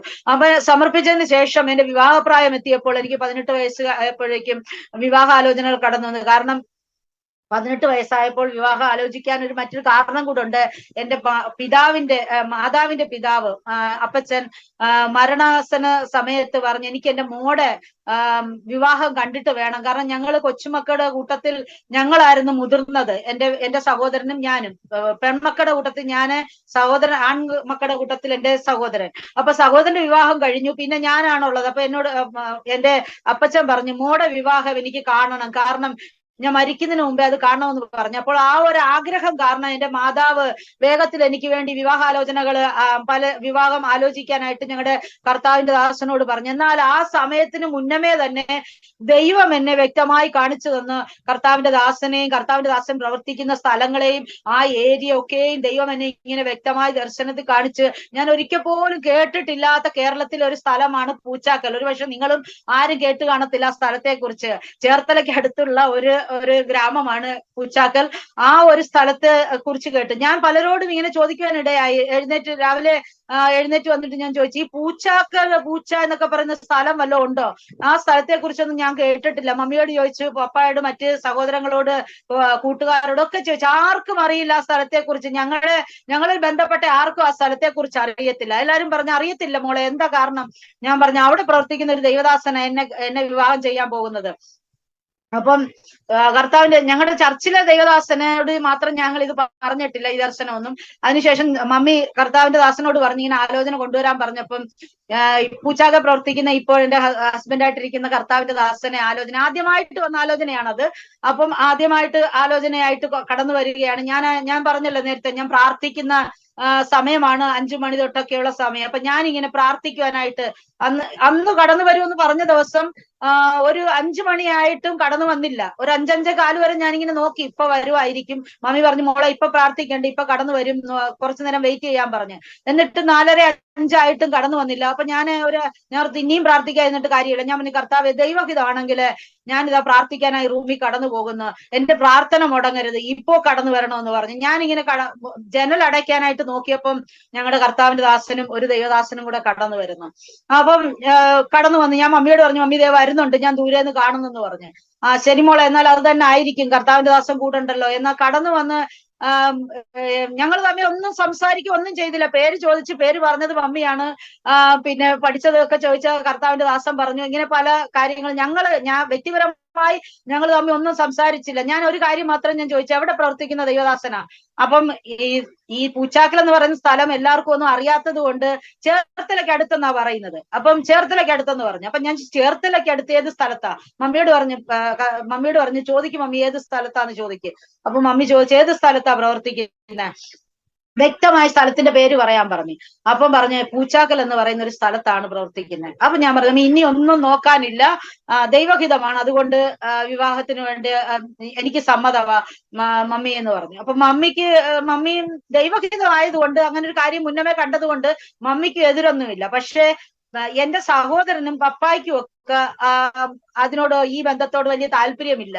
കാരണം ഞങ്ങളുടെ അടുത്ത് നിന്നും കുറെ ദൂരമാ, കൊല്ലം കുറെ ദൂരമാ. പിന്നെ എന്റെ പപ്പായും മമ്മിയൊക്കെ ആദ്യ നാളുകളിൽ നോർത്ത് ഇന്ത്യയിലായിരുന്നു. അപ്പൊ അവർക്ക് ഇത്രയും ദൂരം ഒന്നും, സഹോദരനും അവർക്കാർക്ക് ഇത്രയും ദൂരം വിവാഹം കഴിച്ചു കൊടുക്കാനൊന്നും ഇഷ്ടമില്ല. എല്ലാവർക്കും നോർത്ത് ഇന്ത്യയിലുള്ള ഒരു വ്യക്തിയാണെങ്കിൽ നല്ലതായിരുന്നു എന്നുള്ള ഒരു താല്പര്യമായിരുന്നു അവർക്കെല്ലാം.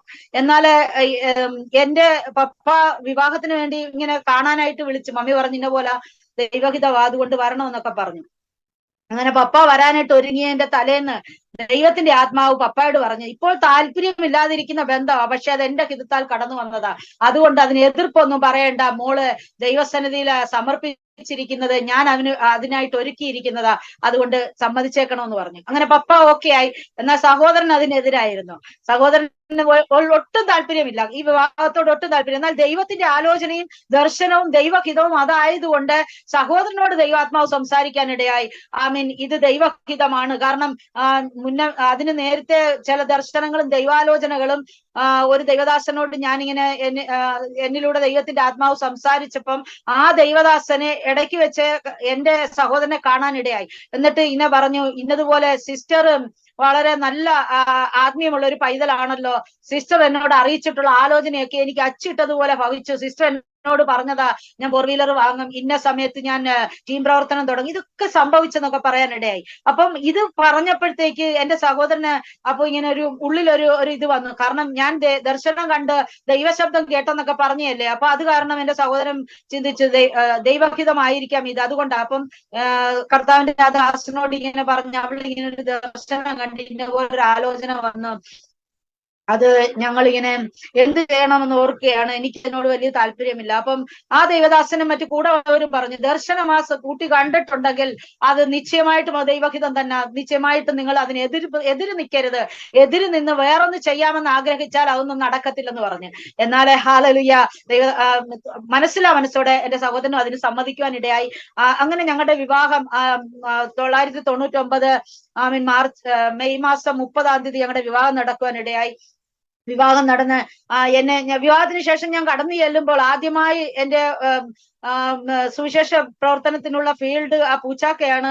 അപ്പൊ അവിടെ കടന്നു ചെല്ലുമ്പോൾ ഞാൻ ഇങ്ങനെ എന്നെ ദൈവം കാണിച്ചതായ ഏരിയകള്, കായലോരങ്ങള്, റോഡുകള്, ഭവനങ്ങൾ, ഇങ്ങനെ എന്നെ ദൈവം കാണിച്ചൊക്കെയും കണ്ടപ്പോൾ ഞാൻ ഒന്നുകൂടെ കർത്താവിൽ അങ്ങ് ബലപ്പെട്ടു. കാരണം കർത്താവ് എന്നെ കാണിച്ച എത്രയോ കറക്റ്റ് ആയിട്ടുള്ള കാര്യമാണ് ദൈവം എന്നെ കാണിച്ചിരിക്കുന്നത്.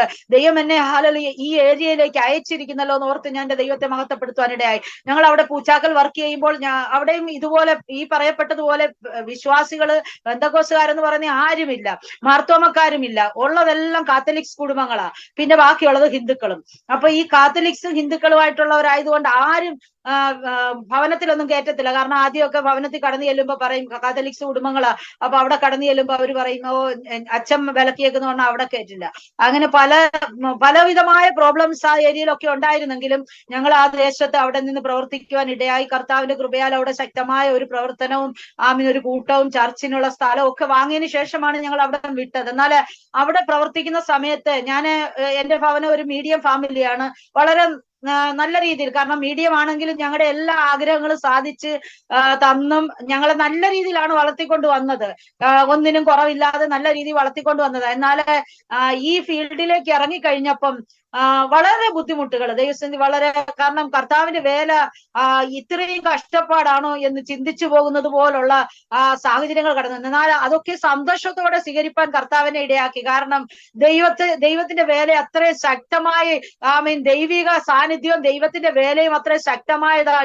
ഈ ലോകത്തിലെ ഏറ്റവും വലിയ ജോലി അതാണെന്ന് വിശ്വസിക്കുന്ന ഒരു കൂട്ടത്തിലാണ് ഞാൻ. അതുകൊണ്ട് തന്നെ എനിക്ക് ആ ദുഃഖമൊക്കെ കടന്നു വരുമ്പോൾ എനിക്ക് വളരെ സന്തോഷം തോന്നും. എന്റെ മാതാവ് അവിടെ കടന്നു വന്നിട്ട് ഇങ്ങനെ കിച്ചണിനകത്ത് നോക്കിയപ്പോൾ കിച്ചണിലെ ഡബ്ബകളൊക്കെയും കാലിയമാ, സാധനങ്ങളൊന്നുമില്ല, ശൂന്യമായിരിക്കുന്ന ഡബ്ബകള്. ഇതൊക്കെ കണ്ടിട്ട് എന്റെ മാതാവ് ചോദിച്ചു, മോളെ ഇതെന്തുവാ മോളെ, ഇതെല്ലാം കാലിയാണല്ലോ, ഒന്നുമില്ലല്ലോ ഇതിനകത്തൊക്കെ. അപ്പൊ ഞാൻ പറയുവാനിടയായി, മമ്മി ഇതൊക്കെ നിറയ്ക്കുന്ന ഒരു ദൈവമുണ്ട്. എന്റെ ദൈവം ഒരു സമയം, ഇന്ന് എനിക്കിതൊക്കെ ശൂന്യമായതെങ്കിൽ, ഈ ചെറിയ ഡബ്ബയാണ് മമ്മി ഇന്ന് ശൂന്യമായിട്ട് കാണുന്നതെങ്കിൽ വരുന്ന ആളുകളിൽ എന്റെ വീട്ടിൽ വലിയ വലിയ ഡബ്ബകൾ നിറച്ച് മാസങ്ങളോളം ഉപയോഗിക്കേണ്ട സാധനങ്ങൾ നിറച്ചു വെക്കുന്ന ടിന്നുകൾ മമ്മി കാണുമെന്ന് പറയാനിടയായി. ഞാനന്ന് വിശ്വാസത്തോടെ മമ്മിയോട് പറഞ്ഞു, മമ്മിയെ ബലപ്പെടുത്താനും ആശ്വസിപ്പിക്കാനും വേണ്ടി ഞാനത് പറഞ്ഞതാണ്. പക്ഷെ എന്നാൽ ഇന്ന് എന്റെ ദൈവമക്കളെ അപ്രകാരം തന്നെയാണ് എന്റെ ഭവനത്തിലെ ഹല്ലേലൂയ വലിയ ടിന്നുകളെ 10, 20, 25, 30, 50 കിലോ വരുന്ന ടിന്നുകൾ നിറച്ചാണ് സാധനം ഇട്ട് വെക്കുന്നത്. കാരണം ഞങ്ങള് ഗ്രാമത്തിലുള്ള ഞങ്ങളുടെ കുഞ്ഞുങ്ങളെ, ഞങ്ങളുടെ വിശ്വാസികളായിട്ടുള്ളവരുടെയും ദൈവദാസന്മാരെയൊക്കെ കുഞ്ഞുങ്ങളെ ഞങ്ങളുടെ കൂടെ നിർത്തി പഠിപ്പിക്കുന്നുണ്ട്. അപ്പൊ അവർക്ക് വേണ്ടിയിട്ടും ഞങ്ങളോടൊപ്പമുള്ള കുഞ്ഞുങ്ങൾക്ക് വേണ്ടിയൊക്കെ ഭക്ഷണം കൊടുക്കേണ്ടത് കൊണ്ട് വലിയ ഒന്നിച്ച് സാധനങ്ങൾ വാങ്ങി സൂക്ഷിക്കും. എന്നാൽ അന്ന് ഞാനത് പിന്നീട് മമ്മി വന്നപ്പോൾ എന്നോട് പറഞ്ഞു, മോളെ നീ അന്ന് പറഞ്ഞത് എത്ര കറക്റ്റാ, ഇന്ന് നിന്റെ വീട്ടിൽ നോക്ക് ഇല്ലാത്തതൊന്നും ഇല്ലല്ലോ എന്ന്. കാരണം ദൈവം നമ്മൾ വിശ്വാസത്തോട് ചിലപ്പോൾ ഒരു വാക്ക് പറഞ്ഞ് നമ്മൾ മറന്നു പോയേക്കാം. പല കാര്യങ്ങളും നമ്മൾ പറഞ്ഞിട്ട് നമ്മൾ വിശ്വാസത്തോട് പറഞ്ഞതായിരിക്കുമെങ്കിൽ മറന്നുപോകും. എന്നാൽ ദൈവം മറക്കത്തില്ല. നമ്മുടെ വാക്കുകളെ നോക്കിയിട്ട് കർത്താവ് അത് ശ്രദ്ധിച്ച് കേട്ടിട്ട് തന്റെ ഭക്തന്മാര് സംസാരിക്കുന്നത് ശ്രദ്ധ വെച്ച് കേട്ടിട്ട് ഹല്ലേലൂയ അത് നിവർത്തിക്കുന്ന ഒരു ദൈവമാണ് നമ്മുടെ ദൈവം. ഹല്ലേലൂയ. ആ ദൈവം എന്റെ ഹല്ലേലൂയ വാക്കുകളെ തമ്മിൽ സംസാരിച്ചത് കേട്ടിട്ട് പിന്നീട് അത് പ്രകാരമായി തീരുവാനിടയായി. അവിടെയുള്ള പ്രവർത്തന സമയങ്ങൾ ഒത്തിരി അനുഭവങ്ങൾ ഞങ്ങളെ ദൈവം എനിക്ക് തന്നിട്ടുണ്ട്. ഒത്തിരി അനുഭവങ്ങൾ. കാരണം അവിടെ ഞങ്ങള് താമസിക്കുമ്പോൾ ഞങ്ങൾക്ക് ആകെ ലഭിക്കുന്നത് ആദ്യം 600 രൂപയാ ഞങ്ങൾക്ക് കിട്ടുന്നത്. ഈ 600 രൂപ എന്ന് പറഞ്ഞാൽ ഞങ്ങൾക്ക് 500 രൂപ വീട്ടുവാടക പോകും. പിന്നെ കിട്ടുന്ന 100 രൂപയാ. വിശ്വാസികളൊന്നുമില്ല, സഹായിപ്പാൻ ആരുമില്ല. നമ്മുടെ കേരളത്തിലെ മുട്ടി വിശ്വാസികളുള്ള ഏരിയകളുണ്ട്. എന്നാൽ ഇവിടെ ആണെങ്കിൽ ഞങ്ങൾ ഇവിടുന്ന് ചേർത്തല പോണം പിന്നെ വിശ്വാസികളെ കാണണമെങ്കിൽ. അവിടുന്ന് പിന്നെ ഞങ്ങൾ കൊല്ലം അങ്ങോട്ട് പോയി കഴിഞ്ഞാലേ വിശ്വാസികളുള്ളൂ. അല്ലെങ്കിൽ എറണാകുളത്തേക്ക് വരണം. അല്ലാതെ ഞങ്ങളുടെ ആ ഏരിയ കുറെ സ്ഥലങ്ങള് പ്രവർത്തനമില്ല, ആളുകളില്ല. എല്ലാം ജാതികളായിട്ടുള്ള ആൾക്കാരും കത്തോലിക്കരുമാണ്. അപ്പൊ ഒരു ഇതുമില്ല, സപ്പോർട്ടായിട്ട് നിൽക്കാനൊന്നും ആരുമില്ല. ഞങ്ങൾ മാത്രം ഇങ്ങനെ പലയിടങ്ങളിൽ കയറി ഇറങ്ങും. അന്ന് ഞങ്ങൾ സൈക്കിളിലാണ് യാത്ര ചെയ്യുന്നത്. അപ്പൊ ഒരു സൈക്കിളുണ്ട്. കർത്താവിന്റെ ദാസന് രാവിലെ പോകും. രാവിലെ ഞാൻ ഇരുന്ന് പ്രാർത്ഥിക്കും. വൈകിട്ട് ഞങ്ങൾ ഒരുമിച്ച് സൈക്കിളിൽ പോകും. സൈക്കിളിൽ കടന്നു പോകുമ്പോൾ യൗവനക്കാരായിട്ടുള്ള ഫുട്ബോൾ കളിക്കുന്ന പിള്ളേരൊക്കെ ഞങ്ങളെ കണ്ടിട്ട് ഭയങ്കരമായിട്ട് കളിയാക്കും. ഈ സൈക്കിളിൽ പോകുന്നവരുണ്ടോ ഇന്ന്, അങ്ങനെ ഇങ്ങനെയൊക്കെ പറഞ്ഞ് കളിയാക്കും. എങ്കിലും ഞങ്ങള് വളരെ സന്തോഷത്തോടെ അങ്ങനെ ഈ കളിക്കുന്ന ഈ ചെറുപ്പക്കാർ വരുന്ന സ്ഥലം എത്തുമ്പോ ഞങ്ങൾ സൈക്കിളിൽ നിന്ന് ഇറങ്ങിയിട്ട് ഞാൻ നടന്നും കർത്താവിന്റെ ദാസൻ സൈക്കിൾ ഉന്തി കൊണ്ടുപോകും. കാരണം ഇവർ കളിയാക്കുന്നത് കൊണ്ട്. അങ്ങനൊക്കെ ഞങ്ങൾ ഇങ്ങനെ അങ്ങനെ ഞങ്ങളെ കളിയാക്കിയെന്ന് വെച്ചിട്ട് ഞങ്ങൾ ഈ പ്രവർത്തനമൊന്നും നിർത്തിയില്ല, സൈക്കിളിൽ പോക്കും നിർത്തിയില്ല. ഞങ്ങൾ വളരെ ദൂരെ ഈ സൈക്കിളിൽ തന്നെ പോയി സുവിശേഷം അറിയിക്കുകയും പല വീടുകൾ കയറി ഇറങ്ങുകയും കർത്താവിന്റെ വേലയിൽ ശക്തിയോട് തന്നെ ആ ദിവസങ്ങൾ അവിടെ ആയിരുന്നിടമൊക്കെയും ഞങ്ങൾ പ്രവർത്തിപ്പാനിടയായി. സൈക്കിളെങ്കിൽ സൈക്കിൾ, കർത്താവെ ഇതെങ്കിലും തന്നതിനായിട്ട് സ്തോത്രം എന്ന് പറഞ്ഞുകൊണ്ട് ഞങ്ങൾ ഇങ്ങനെ കർത്താവിന്റെ വേലയ്ക്ക് വേണ്ടി ഞങ്ങൾ പോകുവാനിടയായി. ഇന്ന് ഞാൻ ആ വിഷയമൊക്കെ ഓർത്ത് ഞാൻ ഇന്ന് പ്രാർത്ഥിക്കും. കാരണം കർത്താവിന്റെ ദാസന്മാര് വാഹനം ആവശ്യമുള്ളവർക്ക് ദൈവം കൊടുക്കണം. കാരണം ഞങ്ങൾ അനുഭവിച്ച വേദന ഇനി ഒരു ദൈവദാസന്മാരും അനുഭവിക്കരുതെന്ന് ഓർത്ത് ഇന്ന് ഞാൻ പ്രാർത്ഥിക്കാറുണ്ട്. കാരണം ഞങ്ങൾ ഒത്തിരി അന്ന് ഞങ്ങളെ ഇങ്ങനെ കളിയാക്കുമായിരുന്നു. ആ കളിയാക്കൊക്കെ കേൾക്കുമ്പോൾ ഞങ്ങൾ ഇങ്ങനെ ചിന്തിക്കും, കർത്താവ് ഒരു വാഹനം ഞങ്ങൾക്ക് തന്നെങ്കിൽ നന്നായിരുന്നെന്ന് ഓർക്കും. പക്ഷെ എങ്കിലും ഞങ്ങള് കർത്താവിന്റെ വേല ആ സൈക്കിളിൽ തന്നെ പോയി ചെയ്തു. എന്നാൽ കുറച്ച് നാളുകൾക്ക് ശേഷം ഞങ്ങള് 1 വർഷത്തിന് ശേഷം 1.5 വർഷത്തിന് ശേഷം കർത്താവ് ഞങ്ങൾക്ക് വാഹനം തന്നു. ഒരു 2 വീലർ തന്നു, ഒരു പഴയ 2 വീലർ തന്നു. പിന്നെ ഞങ്ങൾ അതിലാ പോയിക്കൊണ്ടിരുന്നത്. സ്തോത്രം. എങ്കിലും അവിടെ നിൽക്കുന്ന സമയങ്ങളിൽ ഭക്ഷണത്തിനൊക്കെ ഞാൻ നേരത്തെ പറഞ്ഞല്ലോ 100 രൂപയാണ് ഞങ്ങൾക്കുള്ളത്. പിന്നീട് 1000 രൂപ ആയി. 1000 രൂപ ആയപ്പോൾ 600 രൂപ വാടക പോകും. പിന്നെ കിട്ടുന്ന 400 രൂപ. അപ്പം സ്വോത്ര കാഴ്ചയില്ല, ദശാംശമില്ല, മറ്റൊന്നുമില്ല.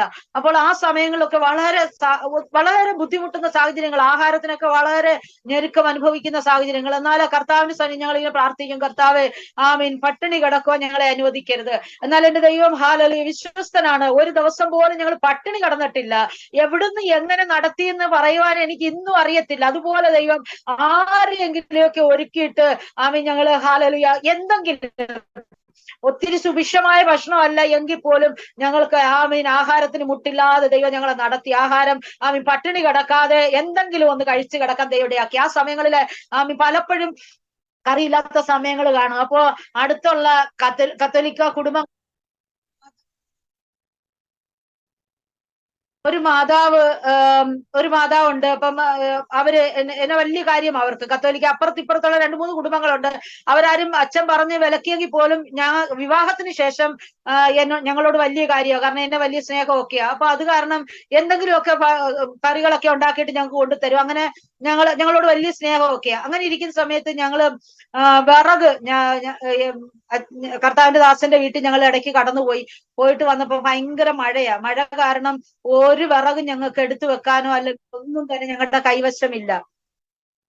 വിറകൊന്നും തന്നെ ഞങ്ങളുടെ കൈവശമില്ല, ഒന്നുമില്ല. ഞങ്ങൾക്ക് കത്തിക്കാൻ വിറകില്ല, മണ്ണെണ്ണ ഇല്ല, ഒന്നുമില്ല. ഞങ്ങൾ ഇങ്ങനെ വളരെ ഭാരത്തോടെ കർത്താവ് ഇന്ന് എന്ത് ചെയ്തിട്ട് ആഹാരം ഉണ്ടാക്കാൻ ഒരു മാർഗമില്ലല്ലോ എന്ന് ഓർത്ത് ഞങ്ങളിങ്ങനെ പ്രയാസപ്പെട്ട്. അപ്പം പ്രയാസപ്പെട്ടിട്ട് രാവിലെ ഉണ്ടാക്കിയ അല്പം പുട്ടിരിപ്പുണ്ട്. അപ്പൊ ഞാൻ പറഞ്ഞ് അതിരിപ്പുണ്ട്, നമുക്ക് വൈകിട്ട് അത് കഴിക്കാം. അങ്ങനെ ഞങ്ങൾ ഉച്ചയ്ക്ക് പ്രവർത്തിക്കാൻ കടന്നുപോയി. ഞങ്ങള് കടന്നുപോയിട്ട് ഞങ്ങളിപ്പോ ഈ ഹിന്ദുക്കളുടെ ഭവനത്തിലാ പോകുന്നത്. ഒരു എക്സൈസ് ഓഫീസർ ഉണ്ട്, പുള്ളിയുടെ ഭവനത്തിൽ ഞങ്ങൾ കടന്നു ചെന്ന് പ്രാർത്ഥിക്കുകയോ എടുക്കുകയൊക്കെ ചെയ്യും. അപ്പൊ ഇപ്പൊ കടന്നു ചെല്ലുമ്പോൾ ഹിന്ദുക്കളാണെ പോലും ദൈവം അവരുടെ ഹൃദയങ്ങൾ ഇങ്ങനെ പ്രവർത്തിക്കും. ഞങ്ങള് എപ്പോ ഭക്ഷണമില്ലാതെ ചെല്ലുന്നെങ്കിലും ഞങ്ങൾ പറയത്തൊന്നുമില്ല ഭക്ഷണമില്ലെന്ന്. കാരണം ഞങ്ങളെ കണ്ടാലൊന്നും ആരും പറയത്തില്ല ഇവരുടെ കയ്യിൽ പൈസ ഇല്ല, ഭക്ഷണമില്ല, ബുദ്ധിമുട്ടുള്ളവരാണ്. അത്രയ്ക്ക് നല്ല ഡീസന്റ് ആയിട്ട് തന്നെയാണ് ഞങ്ങൾ പോകുന്നത്.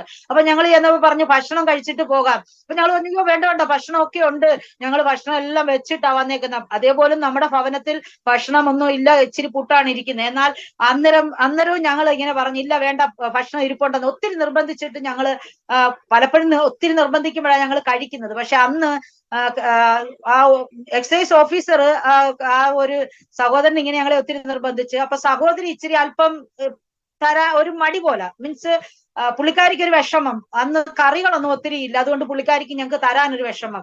ഞങ്ങളെ അത്ര വലിയ ആൾക്കാരായിട്ടാണ് അവർ കാണുന്നത്, അതുകൊണ്ടാണ് നല്ലോണം കറിയും കാര്യങ്ങളും ഉള്ളപ്പോഴേ നമുക്ക് തരത്തുള്ളൂ. അപ്പം അന്നത്തെ ദിവസം പുള്ളിക്കാരിക്ക് ഒരു മടി. അങ്ങനെ പുള്ളിക്കാരി ഞങ്ങള് വേണ്ടാന്നൊക്കെ പറഞ്ഞപ്പോ പുള്ളിക്കാരി ഒന്നും മിണ്ടിയില്ല. അങ്ങനെ ഞങ്ങൾ പോയി. കുറച്ച് നിർബന്ധിച്ചപ്പം ഞങ്ങൾ വേണ്ടാന്ന് പറഞ്ഞു. അങ്ങനെ ഞങ്ങൾ ഭവനത്തിൽ തിരിച്ചുപോയി. തിരിച്ചു ചെന്ന് അല്പം ഫുഡേ ഉള്ളത് ഞങ്ങൾ കഴിച്ചിട്ട് കിടന്നു. എന്നാൽ അന്ന് രാത്രി ആ സഹോദരി ഉറങ്ങിയിട്ടില്ല. അന്ന് രാത്രി ഉറങ്ങില്ല. വെളുപ്പിനെ ഞങ്ങൾക്കൊരു കോള് വരുവാ, നിങ്ങൾ ഇന്നലെ ഭക്ഷണം കഴിക്കാതാ വന്നത്, നിങ്ങൾക്ക് ഭക്ഷണം ഇല്ലായിരുന്നു, എന്തുകൊണ്ടാ നിങ്ങൾ ഭക്ഷണം വേണ്ടാന്നും പറഞ്ഞ് ഇവിടുന്ന് പോയത്? അപ്പൊ ഞങ്ങൾ പറഞ്ഞു അല്ല, ഭക്ഷണം ഉണ്ടായിരുന്നു, പക്ഷെ അത് ഇന്നതായിരുന്നു, അത്രയേ ഉള്ളൂ. അപ്പൊ ഞങ്ങൾ സത്യം ഇങ്ങനെ പറഞ്ഞു, കാരണം ദൈവം ഇടപെട്ടെന്ന് പറഞ്ഞു. എനിക്ക് ഉറങ്ങാൻ കഴിഞ്ഞില്ല. ഞാൻ രാത്രി ഞാൻ ഉറക്കമില്ലാതെ നിങ്ങൾക്ക് ഭക്ഷണം തരാതെ വിട്ടത് കൊണ്ട് എന്റെ ഉള്ളിൽ ഇങ്ങനെ ദൈവം എന്നോട് ഇങ്ങനെ സംസാരിക്കുമായിരുന്നു, എന്തുകൊണ്ട് അവരെ അങ്ങനെ വിട്ടത് എന്തുകൊണ്ട്, അത് ചെയ്തത് ശരിയായില്ല. അങ്ങനെ ശക്തമായിട്ട് ആ സഹോദരിയോട് ഇടപെട്ടുകൊണ്ടിരുന്നു. എന്നാലും ഞങ്ങള് പിറ്റേന്ന് രാവിലെ ആ സഹോദരി വിളിച്ച് ഞാൻ പറഞ്ഞു കുഴപ്പമില്ല ചേച്ചി, ഭാരപ്പെടുവൊന്നും വേണ്ട, ഞങ്ങൾ ഭക്ഷണം ഉണ്ടായിരുന്നത് ഞങ്ങൾ കഴിച്ചു. എങ്കിലും പുള്ളിക്കാരിക്ക് വലിയ വിഷമമായിട്ട് പറഞ്ഞു അങ്ങനെയല്ല, ഇന്ന് വൈകിട്ട് വരണം. അപ്പൊ ഞങ്ങൾ പറഞ്ഞു ഇന്ന് വൈകിട്ട് പറ്റത്തില്ല, അടുത്ത ദിവസം വരാന്ന് പറഞ്ഞു. അങ്ങനെ ഇനി വരുന്ന ദിവസം കഴിക്കാനായിട്ട് വരണം, ഒന്നും വെക്കാതെ വരണം എന്നൊക്കെ പറഞ്ഞു. ഞങ്ങൾ പറഞ്ഞു ഓക്കെ ആയിക്കോട്ടെ. അങ്ങനെ പിറ്റേന്ന് ഞങ്ങൾക്ക് വെക്കാൻ വിറകില്ല, ഒന്നുമില്ല. ഞങ്ങളിങ്ങനെ ഇരിക്കുക, തലേന്നും വിറകൊന്നുമില്ല, അല്പം മണ്ണെണ്ണ ഉള്ളതിനകത്താണ് പുട്ട് രാവിലെ ഉണ്ടാക്കിയത്. അപ്പം മണ്ണെണ്ണയും തീർന്ന് ഇങ്ങനെ ഇരിക്കുക. രാവിലെ ഞങ്ങൾ ചെന്ന് പ്രവർത്തനം കഴിഞ്ഞ് രാത്രി തിരിച്ചു ചെന്ന് അന്നേരം ഞങ്ങൾ കതവ് തുറന്നില്ല, അടുക്കള വാതിൽ തുറന്നില്ല. എന്നാൽ രാവിലെ അടുക്കള വാതിൽ തുറന്ന സമയത്ത് നോക്കിയപ്പോൾ ഒരു കെട്ട് വിറക്, ഉണക്ക വിറക്, ഈ തടി വെട്ടി നല്ല വിലയ്ക്ക് വാങ്ങിയ വിറക് കൊണ്ടുവന്ന് ഞങ്ങളുടെ അടുക്കള വാതൊക്കെ വെച്ചിരിക്കുന്നു. ആമീൻ, സ്തോത്രം. കർത്താവ് എത്ര വിശ്വസ്തനാ. എന്തിനും നമ്മൾ ഭാരപ്പെട്ട ഒരു ചെറിയ സാധനമാണെങ്കിൽ പോലും ഏലിയാവിന്റെ കാക്ക അയച്ച് ഏലിയാവിനെ പോഷിപ്പിച്ച് കാക്ക ഇന്നും നിന്നു പോയിട്ടില്ല. കാരണം ഇന്നും കാക്ക ഹല്ലേലൂയ പ്രവർത്തിക്കുന്നുണ്ട്. വിശ്വസിക്കുന്നവർക്ക് വേണ്ടി, അവന് വേണ്ടി നിൽക്കുന്നവർക്ക് വേണ്ടി ഇന്നും കാക്ക പ്രവർത്തിക്കുന്നു. അതുപോലെ ഞങ്ങൾ അപ്പൊ ഞാൻ ഈ വിറക് കണ്ടിട്ട് ഞാനിങ്ങനെ അതിശയിച്ച് ഞാൻ പറഞ്ഞു, ഞാൻ പെട്ടെന്ന് വെച്ചാൽ അത് നോക്കിക്കേ, വിറക് കൊണ്ട് വെച്ചേക്കുന്ന ആരോ നമുക്ക് വേണ്ടി. പക്ഷെ നമ്മളെ എടുക്കുന്നത് എങ്ങനെയാ, നമുക്കൊരു മടി. കാരണം ഇനി ആരേലും വെച്ചതാണെങ്കിലോ. ഞാൻ അങ്ങനെ തന്നെ ആ സൈഡിലുള്ള ഡോറ് തുറക്കുമ്പോഴുള്ള അമ്മച്ചിയുടെ വീട്ടിലെ അമ്മച്ചിയെ വിളിച്ചു, അപ്പച്ചനെ വിളിച്ചു, അടുത്തുള്ളവരെയൊക്കെ വിളിച്ചിട്ട് ചോദിച്ചു ഈ വിറക് നിങ്ങൾ ആരേലും കൊണ്ടുവച്ചതാണോ? അപ്പൊ അവര് പറഞ്ഞു അല്ലല്ല, ഞങ്ങളുടെ ഒന്നും അല്ല മോളെ, ഞങ്ങളുടെ ഒന്നും അല്ല. അപ്പൊ ഈ അമ്മച്ചി പറയുക, മോളെ അത് ദൈവം നിങ്ങൾക്ക് വേണ്ടി വെച്ചതാ. അപ്പൊ അമ്മച്ചിക്ക് അറിയില്ല ഞങ്ങൾക്ക് വിറകില്ലെന്ന്, പക്ഷെ എന്നിട്ടും അമ്മച്ചി പറയാം അത് ദൈവം നിങ്ങൾക്ക് വേണ്ടി വെച്ചതാ മോളെ.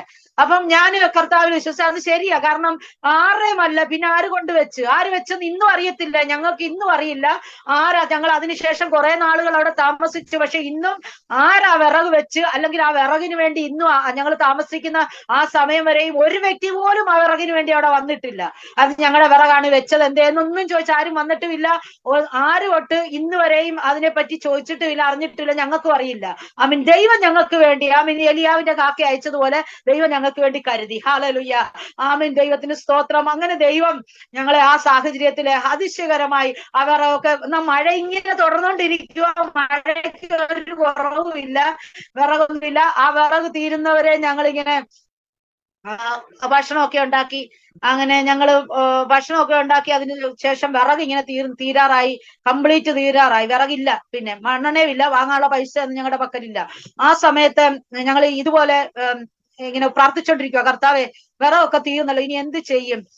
ഇനിയിപ്പം ഞങ്ങൾക്ക് വിറകുമില്ല, എണ്ണയുമില്ല, വാങ്ങാനുള്ള പൈസയും ഇല്ല. കുറച്ചു ദിവസം നടന്ന വിറക്, ഒരു 1.5 ആഴ്ച ആ വിറക് നടന്നു. അതിനുശേഷം ഞങ്ങൾ പറഞ്ഞു ഇനി എങ്ങനെ നടക്കും, ഇനി അറിയില്ല, എങ്കിലും ദൈവം കരുതും. ആ ഒരു വിശ്വാസം, ദൈവം കരുതും എന്നുള്ള വിശ്വാസത്തോടെ ഞങ്ങളെ ദൈവം ഏൽപ്പിച്ചേക്കുന്ന ജോലി പ്രവർത്തിക്കുക, പ്രാർത്ഥിക്കുക, ഇത് ഞങ്ങൾ ചെയ്തുകൊണ്ടിരിക്കുക. ആ സാഹചര്യത്തില് മഴ തീർന്നില്ലേലും ദൈവം കരുതുമെന്ന് പറഞ്ഞ് ഞങ്ങൾ ഇരിക്കുക. അങ്ങനെ ഇരിക്കുമ്പോൾ ഞങ്ങൾ ആരോടും പറഞ്ഞിട്ടില്ല ഞങ്ങൾക്ക് വിറകില്ല, ഞങ്ങൾക്ക് മണ്ണെണ്ണയില്ല, അല്ലെങ്കിൽ ഞങ്ങൾ ഇങ്ങനെ ബുദ്ധിമുട്ടിലൂടെ കടന്നുപോയി. ദൈവം അത്ഭുതം പ്രവർത്തിച്ച് സഭയിൽ പറഞ്ഞു, ദൈവം അത്ഭുതം പ്രവർത്തിച്ചു. എന്നാലേ മറ്റുള്ള പുറത്തൊന്നും ആർക്കും അറിയില്ല. ഒരു ദിവസം ഞങ്ങൾ ഇങ്ങനെ പ്രാർത്ഥിച്ച് രാവിലെ ഇങ്ങനെ പ്രാർത്ഥിക്കും, കർത്താവിദാസൻ പ്രവർത്തിക്കാൻ പോകും, ഞാൻ പ്രാർത്ഥിക്കുമെന്ന് പറഞ്ഞല്ലോ. അപ്പൊ ഞാൻ ഇങ്ങനെ 11 മണിയൊക്കെ ആയപ്പോ ഇരുന്ന് പ്രാർത്ഥിക്കുന്ന സമയത്ത് അന്ന് കർത്താവിദാസൻ ഒരുങ്ങി പോകാനായിട്ട് പുറത്തേക്ക് ഇങ്ങനെ പോകാനായിട്ട് ഒരുങ്ങുക, ഞാൻ ഇരുന്ന് പ്രാർത്ഥിക്കുക. അപ്പം പെട്ടെന്ന് ഡോറിനകത്ത് ആരോ വന്ന് കൊട്ടുന്നു.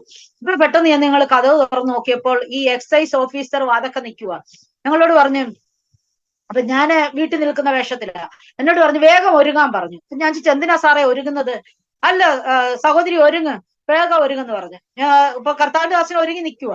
അപ്പൊ ഒരുങ്ങാൻ പറഞ്ഞു. അപ്പൊ ഞങ്ങള് 2-3 പ്രാവശ്യം ചോദിച്ചിട്ടും പുള്ളി ഒന്നും പറഞ്ഞില്ല. പിന്നെ ഞാൻ ഒരുങ്ങി ഞങ്ങള് ഞങ്ങളുടെ വണ്ടിക്കകത്തും അവര് അവരുടെ കാറിനകത്തും അങ്ങനെ മുമ്പ് പോവുക. കൊണ്ടുചെന്ന വാഹനം നിർത്തിയത് ഒരു ഗ്യാസ് ഏജൻസിയുടെ അടുത്താ നിർത്തിയത്. ആമേൻ, ഹല്ലേലൂയ. ആ ഗ്യാസ് ഏജൻസിയുടെ അടുത്ത് കൊണ്ട് നിർത്തി. ആമേൻ. നിർത്തിയപ്പോ ഞങ്ങൾ ഇങ്ങനെ അതിശയിച്ച് നോക്കുക. കാരണം ആമേൻ, ഇവിടെ എന്തിനാ നിർത്തിയത്? ഞങ്ങൾ ചോദിച്ചു എന്തിനാ സാറേ ഇവിടെ നിർത്തിയത്? അത് നിങ്ങൾക്കൊരു ഗ്യാസ് വാങ്ങി തരണമെന്ന് ദൈവം എന്നോട് ഇങ്ങനെ എന്റെ മനസ്സിൽ ആരോ പറയുന്നു. ആമേൻ, ഹല്ലേലൂയ. എന്റെ മനസ്സിൽ പറയാൻ തുടങ്ങിയിട്ട് ഒരാഴ്ചയ്ക്ക് മുമ്പേ ദൈവം നമുക്ക് വേണ്ടി കരുതുക. ഹല്ലേലൂയ. നമ്മൾ ഇവിടെ ആമീൻ ഇനി ഒരാഴ്ച വിറക് ഇനി ഇത്രേ ഉള്ളല്ലോ, തീരും എന്ന് നമ്മൾ ചിന്തിക്കുന്നതിന് മുന്നമേ നമുക്ക് വേണ്ടി ദൈവം കരുതിയേക്കുക. ആ വ്യക്തിയുടെ ഹൃദയത്തിൽ പ്രവർത്തിക്കുക. ആ വ്യക്തി അല്ലെങ്കിൽ ഇത് തീർന്ന ദിവസം ആ വ്യക്തി ആമീൻ വാതൊക്കെ വന്ന് നിന്ന് ഗ്യാസ് വാങ്ങി തന്നു. ഹല്ലേലൂയ. ഞങ്ങളെ കൊണ്ടുപോയി ഞങ്ങളോട് ഇഷ്ടമുള്ള ഗ്യാസ് സ്റ്റൗ സെലക്ട് ചെയ്യാൻ പറഞ്ഞ്, അങ്ങനെ ഞങ്ങൾക്ക് ഇഷ്ടമുള്ള ഗ്യാസ് സ്റ്റൗ സെലക്ട് ചെയ്ത് ഗ്യാസിന്റെ ബില്ലെല്ലാം പുള്ളി പേ ചെയ്തു. ആമീൻ കൊണ്ടുവന്ന് ഗ്യാസ് വെച്ചു. ആമീൻ ഞങ്ങൾ പറഞ്ഞെന്നാൽ ഗ്യാസ് കിട്ടിയതല്ലേ. അപ്പൊ പിന്നെ ഞങ്ങൾ ആ അനുഭവം ആ വ്യക്തിയോട് ഷെയർ ചെയ്തു. അപ്പോൾ ആ വ്യക്തി പറഞ്ഞു നിങ്ങളുടെ ദൈവം ഭയങ്കര വലിയവനാ. കാരണം പുള്ളി ഹിന്ദുവാ, തികഞ്ഞ ഹിന്ദു ഭക്തനാ. അമ്പലമൊക്കെ വീടിനകത്ത് അമ്പലമൊക്കെ കെട്ടി പ്രാർത്ഥിക്കുന്ന ഭയങ്കര ഭക്തിയുള്ള ഒരു കുടുംബമാണ്. പക്ഷേ ഞങ്ങളോട് പറഞ്ഞു നിങ്ങളുടെ ദൈവം ഭയങ്കര ശക്തനാ, യേശു ഭയങ്കര ശക്തനാ, അതുകൊണ്ടല്ലേ ഞങ്ങളോട് ഇങ്ങനെ ഇടപെടുന്നത്. കാരണം ദൈവത്തിന് അറിയാം അവിടെ മറ്റുള്ള ആരുമില്ല, നമ്മളെ സഹായിക്കാൻ വിശ്വാസികളില്ല. ആമീൻ, നമുക്ക് മറ്റൊന്നും ഇല്ല. ദൈവത്തിന് അറിയാം അന്ന് വിശ്വാസികളായിട്ടുള്ളത് വെറും പാവത്തുകളായിട്ടുള്ള ഒരു 5-8 പേരെ ഉള്ളു അന്ന് വിശ്വാസികളായിട്ട് ആ സമയത്ത്. അപ്പൊ അത് കാരണം അതുങ്ങൾക്ക് നമുക്കൊന്നും തരാനുമില്ല, ദൈവത്തിനറിയാം. അപ്പൊ ദൈവം ഞങ്ങൾക്ക് വേണ്ടി കരുതി. ആ ദൈവദാസൻ ആമീൻ ആ ഒരു സഹോദരൻ ഗ്യാസ് വാങ്ങി തന്ന്. അങ്ങനെ ഞങ്ങളുടെ ആ ഒരു ബുദ്ധിമുട്ട് ആമീൻ എല്ലാ സമയത്തും ഗ്യാസ് നിറയ്ക്കാനുള്ള ക്രമീകരണമായി എല്ലാം ദൈവം ഞങ്ങൾക്ക് ചെയ്ത്. അന്ന് അവിടുന്ന് ഞങ്ങൾ വരുന്നത് വരെ പിന്നെ അങ്ങനെ ഒരു ബുദ്ധിമുട്ട് ഞങ്ങൾ അനുഭവിച്ചിട്ടില്ല. കാരണം ദൈവം ഹല്ലേലൂയ അത് ഞങ്ങൾക്ക് വേണ്ടി അങ്ങ് ഒരു ബുദ്ധിമുട്ട് അനുഭവിച്ചപ്പം നമ്മളിങ്ങനെ പറയത്തില്ലേ, വലിയൊരു കാർമേഘം മഴയ്ക്ക് വലിയൊരു മഴയ്ക്കുള്ള സാധ്യതയാണ് എന്ന് പറയുന്നത് പോലെ ഒരു കഷ്ടത, ആ ഒരു ബുദ്ധിമുട്ട് ഞങ്ങളുടെ ജീവിതത്തിൽ കടന്നു വന്നപ്പോൾ അത് വലിയൊരു നന്മയ്ക്ക് കാരണമാക്കി മാറ്റി. ആമേൻ. അവിടെ താമസിച്ച സമയങ്ങൾ ഒത്തിരി അനുഭവങ്ങൾ ഇങ്ങനെ ദൈവം ഞങ്ങൾക്ക് തന്നിട്ടുണ്ട്. ആ സുവിശേഷ വേലയിൽ ആ ദേശത്ത് ആമീൻ താമസിച്ച സമയത്ത് പലപ്പോഴും ഞങ്ങൾ ഇങ്ങനെ ഒത്തിരി ദിവസം ഇങ്ങനെ ആമീൻ എന്തെങ്കിലുമൊക്കെ സബ്ജി ഉണ്ടാക്കി പച്ചക്കറികളോ അല്ല എന്തെങ്കിലുമൊക്കെ കറികൾ ഇങ്ങനെ ചെയ്ത് ഒക്കെ കഴിക്കുമ്പോൾ ചിലപ്പോൾ ഞങ്ങൾക്ക് ഇങ്ങനെ തോന്നും, ദൈവമേ ഇച്ചിരി ഇറച്ചിയൊക്കെ കിട്ടിയെങ്കിൽ നല്ലതായിരിക്കും. അന്നേരം ദൈവം ഇങ്ങനെ കാക്ക അയക്കുന്നത് പോലെ ആരെങ്കിലും കൊണ്ടുവന്ന് നമുക്ക് ആ സാധനം കൊണ്ടുവന്ന് തരും. കാരണം ഹിന്ദുക്കളാ ഇതെല്ലാം ചെയ്യുന്നത്, ഹിന്ദുക്കളാ, ഒന്നും ക്രിസ്ത്യൻസ് അല്ല ഞങ്ങൾക്ക് വേണ്ടി ചെയ്തത്, എല്ലാം ഹിന്ദുക്കളായിട്ടുള്ളവരാ. ഒരു പ്രാവശ്യം ഇതുപോലെ മൊത്തം സാധനങ്ങൾ ഞങ്ങളുടെ വീട്ടിൽ തീർന്ന് ഒന്നുമില്ല, ഉണ്ടാക്കാനൊന്നുമില്ല. ഞങ്ങൾ ദൈവസന്നിധി പ്രാർത്ഥിക്കുന്ന പട്ടിണി കിടന്ന് നിന്റെ വേല ചെയ്തിട്ട് ഞങ്ങൾ പട്ടിണി കിടന്നെന്ന് പറയാൻ ഇടയാക്കരുത്. അങ്ങനെ ഞങ്ങൾ ദൈവത്തോട് പ്രാർത്ഥിക്കുന്ന ഒരു വിഷയമായിരുന്നു. അപ്പം മൊത്തം സാധനവും തീർന്നു, വീട്ടിൽ ഒരു സാധനവും ഇല്ല, ഒന്നുമില്ല. ഇച്ചിരി ഉപ്പോ മറ്റോ മാത്രം ഉണ്ട്, ബാക്കിയൊന്നുമില്ല. ഇച്ചിരി പൊടി ഇരിപ്പുണ്ട്, എന്റെ വീട്ടിൽ നിന്ന് തന്നു വിട്ടേച്ച് ഗോതമ്പ് പൊടിയാ. പക്ഷെ അത് അങ്ങ് കുറച്ചു നാളായത് കാരണം അതങ്ങ് പൂത്തുപോയി. അപ്പൊ പൂത്ത് ഒരു ചെറിയ ചൊവയുണ്ട്. ഞങ്ങൾ എന്ത് ചെയ്ത് ആ പൂത്ത ചൊവയുള്ള റൊട്ടിയാ ഇങ്ങനെ അതും എടുത്ത് മാവെടുത്ത് റൊട്ടി ഉണ്ടാക്കി. കാരണം വേറൊന്നും ഇല്ലല്ലോ. അതെടുത്ത് റൊട്ടി ഉണ്ടാക്കി. എന്നാൽ അത് കഴിക്കാം, ഇച്ചിരി കട്ടൻ വെള്ളം ഇട്ട് കഴിക്കാന്നും പറഞ്ഞ് ഞങ്ങൾ ഇരിക്കുക. അന്നേരം ആ സമയം ഉച്ചയാകാറായപ്പോഴത്തേക്ക്, ഒരു 12 മണി ആയപ്പോഴത്തേക്ക്, ഒരു ഹിന്ദു സഹോദരിയ ആ പുള്ളിക്കാരി ഒരു കെട്ട് സാധനമായിട്ട് അവരുടെ മോനുമായിട്ട് ഞങ്ങളുടെ വീട്ടിൽ വന്നു. അപ്പൊ ഞാൻ ചോദിച്ചു, എന്താ ചേച്ചി വന്നത്? അപ്പൊ അവിടെയൊക്കെ ഞങ്ങൾ പ്രാർത്ഥനയ്ക്ക് പോകുന്നതാ, ചേച്ചിക്കൊക്കെ വേണ്ടി പ്രാർത്ഥിക്കുക, അവരുടെ വീട്ടിലൊക്കെ പോകുന്നത്. അപ്പൊ ഞാൻ, ചേച്ചി എന്താ മുന്നറിയിപ്പും ഇല്ലാതെ ഈ സമയത്ത് വന്ന? കാരണം എനിക്കാണെങ്കിൽ ഒരു വിഷമം, ഭവനത്തിൽ വന്നിട്ട് ഒന്നും കൊടുക്കാനില്ലല്ലോ അവര്. അപ്പൊ എന്ത് ചിന്തിക്കും അവര് നമ്മളെ കുറിച്ചെന്നുള്ള ഒരു വിഷമത്തിലാണ് ഞാൻ ചോദിക്കുന്നത്, ചേച്ചി എന്താ ഒന്ന് പറയാതെ മുന്നറിയിപ്പില്ലാതെ വന്നത്? അപ്പൊ ചേച്ചി, ഞാൻ എന്തിനാ മുന്നറിയിച്ചിട്ട് വരുന്നത്? എന്നോട് ദൈവം പറഞ്ഞ് വരണമെന്ന് പറഞ്ഞ് ഞാൻ സാധനം വാങ്ങാൻ വേണ്ടി കടയിൽ പോയതാ. അപ്പൊ അവിടെ ചെന്നപ്പോഴത്തേക്ക് എന്റെ മനസ്സിൽ പറയാം, ഞാൻ എന്തൊക്കെ വാങ്ങുന്നു അതെല്ലാം അത്രയും തന്നെ സാധനം മേടിക്കാൻ പറഞ്ഞു. അവരൊരു മാസത്തേക്കുള്ള സാധനം വാങ്ങാൻ പോയതാ. അപ്പൊ അത്രയും തന്നെ സാധനം വേറൊരു കെട്ടുകൂടെ വാങ്ങാൻ പറഞ്ഞു നിങ്ങൾക്ക് വേണ്ടി. അപ്പൊ ഞാൻ ചോദിച്ചു, ചേച്ചി അത് ഞങ്ങൾ ഇവിടെ സാധനമൊന്നും ഇല്ലെന്ന് ഒന്നും പറഞ്ഞില്ലല്ലോ ഞങ്ങൾക്ക്. അപ്പൊ ചേച്ചി വന്നതേ ചോദിക്കുന്നത്, ഭക്ഷണം കഴിച്ചോ, ഭക്ഷണം ഉണ്ടാക്കിയോ? അപ്പൊ ഞാൻ ഉണ്ടാക്കി ചേച്ചി, ഭക്ഷണമൊക്കെ ഇരിപ്പുണ്ട്. അപ്പൊ എന്നോട് പറഞ്ഞു, എന്തുണ്ടാക്കി? എന്നിട്ട് ഇവിടെ ഒന്നും കാണുന്നില്ലല്ലോ. ഞാൻ പറഞ്ഞു, ഉണ്ട്, വേണ്ട, ഇന്ന് ചപ്പാത്തിയാ ഉണ്ടാക്കിയത്. അപ്പൊ ചേച്ചി ചോദിച്ചു, ചപ്പാത്തി ഉണ്ടാക്കിയത് എന്താ? അപ്പൊ ഞാൻ പറഞ്ഞു, ചപ്പാത്തി ഉണ്ടാക്കിയത് ചേച്ചി, ചപ്പാത്തി ഞങ്ങൾക്ക് ഇഷ്ടമായതുകൊണ്ടാ ചപ്പാത്തി ഉണ്ടാക്കിയത്. സത്യത്തിൽ അന്ന് അതേ ഉള്ളു. എന്നാൽ അപ്പൊ ഞാന് അത് ചേച്ചി കഴിക്കരുതെന്ന് മനസ്സിൽ പ്രാർത്ഥിച്ചുകൊണ്ട് പറയുക, ചേച്ചി കഴിക്കാം, ചേച്ചി കൂടെ കഴിക്കുമ്പോ നമുക്ക് ഒരുമിച്ച് കഴിക്കാം. പക്ഷെ എന്റെ മനസ്സിൽ പറയാ, കാരണം ആ റൊട്ടിക്ക്, ആ ചപ്പാത്തിക്ക് കയ്പ് ടേസ്റ്റ് ഉണ്ട്, ചെറിയ പൂത്ത പൊടിയാ. അപ്പൊ ഞാൻ ഇങ്ങനെ പറഞ്ഞു. അപ്പൊ ചേച്ചി പറഞ്ഞു, ഇല്ല, നിങ്ങളുടെ ഇവിടെ സാധനം ഒന്നുമില്ല, ദൈവം എന്നോട് പറഞ്ഞിട്ട് ഞാൻ അതുമായിട്ടാ വന്നേക്കുന്നത്, സാധനം ഈ ഒരു കെട്ടാ സാധനമാന്ന് പറഞ്ഞ്. ഹല്ലേലൂയ, ദൈവം എത്ര വിശ്വസ്തനാ. ഞങ്ങൾ ആ പൂത്ത പൊടിയുടെ റൊട്ടി കഴിച്ചില്ല, കാരണം ഞങ്ങൾക്ക് അന്നേരം സാധനം എത്തി. ഞാൻ പെട്ടെന്ന് സാധനം എടുത്ത് ചേച്ചി അപ്പം എന്നോട് പറഞ്ഞു, ദൈവം വെറുതെ പറയുന്നേ അല്ല സൗമി, ഇതിവിടെ കൊണ്ടു തരണമെന്ന് ദൈവം എന്നോട് ഹേമിച്ചെങ്കിൽ നിങ്ങൾക്ക് ഇവിടെ ഒന്നും ഇല്ലായിരിക്കും എന്ന് പറഞ്ഞു. അപ്പം ഞാൻ പിന്നീട് സത്യം പറഞ്ഞു, ശരിയാ ചേച്ചി, ഇപ്പം കാരണം എല്ലാം അറിഞ്ഞു കഴിഞ്ഞപ്പോൾ സത്യം പറഞ്ഞു, ശരിയാണ്, ദൈവമാണ് നിങ്ങളോട് ഇടപെട്ടത്. ഹല്ലേലൂയ. അവർക്കങ്ങ് വിശ്വാസം വരുവാനിടയായി. കാരണം ഇത്രത്തോളം നിങ്ങൾക്ക് വേണ്ടി സംസാരിക്കുന്ന ഒരു ദൈവമോ എന്നാ ചേച്ചി എന്നോട് ചോദിക്കാനിടയായി. കാരണം ദൈവം ഇത്ര വിശ്വസ്തൻ, നിങ്ങളെ കരുതുന്ന കണ്ടില്ലേ, ഞങ്ങളോട് ഇങ്ങനെ ഇടപെട്ടിട്ട്. ഹല്ലേലൂയ. ഞങ്ങള് ഹിന്ദുക്കളാ, എന്നിട്ട് പോലും ഞങ്ങളോട് സംസാരിക്കുന്നു. എല്ലാ ഹിന്ദു ഫാമിലിയാ ഞങ്ങൾക്ക് വേണ്ടി ദൈവം ഒരുക്കിയത് ആ സമയത്ത് അവിടെ. ഹല്ലേലൂയ. ആ സമയത്ത് ഹല്ലേലൂയ. അങ്ങനെ ഞങ്ങൾക്ക് വേണ്ടി അത് ദൈവം ആ സമയത്ത് ഒരുക്കി. അങ്ങനെ ഒരു മാസത്തെ സാധനങ്ങൾ, ഒരു മാസം അതിൽ കൂടുതൽ ഞങ്ങൾക്ക് നടന്നു. കാരണം ഞങ്ങൾ 2 പേരല്ലേ ഉള്ളു. ചേച്ചി നന്നായിട്ട് 4 പേർക്കുള്ള സാധനമാണ് മേടിച്ചത്. അപ്പൊ അത് ഞങ്ങൾക്ക് കുറെ നാൾ ആ സാധനമൊക്കെ നടന്നു. അങ്ങനെ ഞങ്ങൾ അവിടെ ഇങ്ങനെ കർത്താവിന്റെ വേല ചെയ്തുകൊണ്ടിരിക്കുന്ന കുറെ ഓരോരുത്തരായിട്ടൊക്കെ ചില ഫാമിലി, കത്തോലിക്ക ഫാമിലി എന്നുള്ള ഒരു വിശ്വാസത്തിലൊക്കെ വന്ന് ചെറിയ ബുദ്ധിമുട്ടുകളൊക്കെ മാറി. അങ്ങനെയൊക്കെ കർത്താവിന്റെ വേല ആ ദേശത്ത് ഞങ്ങൾ ചെയ്തുകൊണ്ടിരിക്കുക. ആ സമയത്ത് അവിടെ ഞങ്ങൾ ചെയ്തുകൊണ്ടിരിക്കുന്ന സമയത്ത് ഒരു ദിവസം, ഈ ആദ്യ നാളിൽ തന്നെ ഒരു ദിവസം ഞാനിങ്ങനെ രാവിലെ പ്രാർത്ഥിച്ചുകൊണ്ടിരിക്കുക 11 മണിക്ക്. അപ്പൊ ഞാൻ പെട്ടെന്ന് കർത്താവിന്റെ അച്ഛൻ പോകാൻ ഒരുങ്ങി ഇറങ്ങുക. അപ്പൊ ഞാൻ പറഞ്ഞു, ഇന്ന് നമ്മളെ സാറ് വിളിക്കും, ഈ എക്സൈസ് ഓഫീസർ വിളിക്കും. എന്നിട്ട് ഞാൻ പറഞ്ഞു, ദൈവം ഇന്ന് വിളിക്കും, നമുക്കൊരു 6000 രൂപ നമുക്ക് തരും. അപ്പം എന്നോട് ചോദിച്ചു, നീ എന്തുവാ ചുമ്മാതെ പൊട്ടത്തരം പറയുന്ന? കാരണം അങ്ങനെ ഒരു സാധ്യത ഇല്ല. ഇന്ന് അതുവരെ ഞങ്ങൾ അത്രയും പൈസ ഒന്നിച്ച് കണ്ടിട്ടില്ല. ആരും നമുക്ക് തരാനാ അവിടെ? അതും ഹിന്ദു ബാക്ക്ഗ്രൗണ്ടിൽപ്പെട്ട ഒരാൾ എങ്ങനെ അത് അത്രയും പൈസ തരും? ഒരു പ്രത്യേകിച്ച് കാരണമൊന്നുമില്ല. അപ്പൊ ഞങ്ങൾ പറഞ്ഞപ്പം ഞാൻ പറഞ്ഞല്ല, ദൈവം എന്നോട് പറയുന്നു തരും. അപ്പൊ എന്താണെന്ന് എനിക്കറിയില്ല, പക്ഷെ ദൈവം പറയുന്നു അത് സംഭവിക്കും. അപ്പൊ കർത്താദാസൻ പറഞ്ഞു, നീ ചുമ്മാ ഇരുന്ന് പ്രാർത്ഥിക്ക്, വല്ല ആത്മാക്കളെയൊക്കെ നേടാൻ വേണ്ടി പ്രാർത്ഥിക്കാൻ പറഞ്ഞു. ഞാൻ പറഞ്ഞു, ഞാൻ അതിനാ പ്രാർത്ഥിച്ചോണ്ടിരിക്കുന്നേ. അങ്ങനെ ദൈവസന്നിധി ഇരുന്ന് പ്രാർത്ഥിച്ചോണ്ടിരുന്ന് ഞാൻ അച്ഛനങ്ങ് പ്രവർത്തിക്കാൻ പോയി. ഞാൻ പ്രാർത്ഥിച്ചോണ്ടിരുന്നു. അപ്പൊ വൈകിട്ടായപ്പോഴത്തേക്ക് ഞങ്ങള് വൈകിട്ട് ഭക്ഷണമൊക്കെ കഴിഞ്ഞ് അല്പസമയം ഇങ്ങനെ വിശ്രമിക്കാന്നും പറഞ്ഞ് വിശ്രമിച്ചോണ്ടിരിക്കുക. അത് വിശ്രമിച്ചിട്ട് എഴുന്നേറ്റ് വൈകിട്ട് ഞങ്ങൾ ഒരുമിച്ച് പുറത്തേക്ക് പോകാനുള്ള തയ്യാറെടുപ്പാ. അന്നേരം ഒരു കോള് വന്നു പെട്ടെന്ന്, നിങ്ങൾ ഇന്ന് വൈകിട്ട് ഞങ്ങളുടെ ഇവിടെ വരണം. അപ്പൊ സാറിന്റെ കോളായിരുന്നു. അപ്പൊ ഞങ്ങൾ ചോദിച്ചു, എന്താ സാറേ? അല്ല, നിങ്ങൾ വരണമെന്ന് പറഞ്ഞു. ഓക്കെ, ഞങ്ങൾ അന്നേരം ചെന്നു. അപ്പൊ എന്തെങ്കിലും വിഷയം ഉണ്ടെ പ്രാർത്ഥിക്കാനും ഇവര് വിളിക്കും. അപ്പൊ ഞങ്ങൾ ചോദിച്ചു, എന്തെങ്കിലും വിഷയം ഉണ്ടായിട്ടാണോ? പ്രാർത്ഥിക്കാനാ, നിങ്ങൾ വരാൻ പറഞ്ഞു. അപ്പൊ ഞങ്ങൾ അവിടെ ചെന്നപ്പോഴത്തേക്ക് നേരത്തെ ഞങ്ങൾ പ്രാർത്ഥിച്ച ഒരു വിഷയമാണ്. അവർക്ക് എറണാകുളത്ത് ഒരു ബിൽഡിംഗ് ഉണ്ട്, അത് വാടകയ്ക്ക് കൊടുത്തിട്ട് വാടകക്കാരൻ കുറെ നാളായിട്ട് പൈസ കൊടുത്തിട്ടില്ല. അപ്പൊ പെൻഡിങ്ങിൽ കിടക്കുന്ന കുറെ പൈസ അവർക്ക് കിട്ടാനുണ്ട്. അപ്പൊ ഞങ്ങളോട് പ്രാർത്ഥിക്കണം എന്ന് പറഞ്ഞ് നമ്മളത് പ്രാർത്ഥിച്ച് നമ്മളത് മറന്നുപോയി. ആ വിഷയമൊന്നും നമുക്ക് ഓർമ്മയില്ല.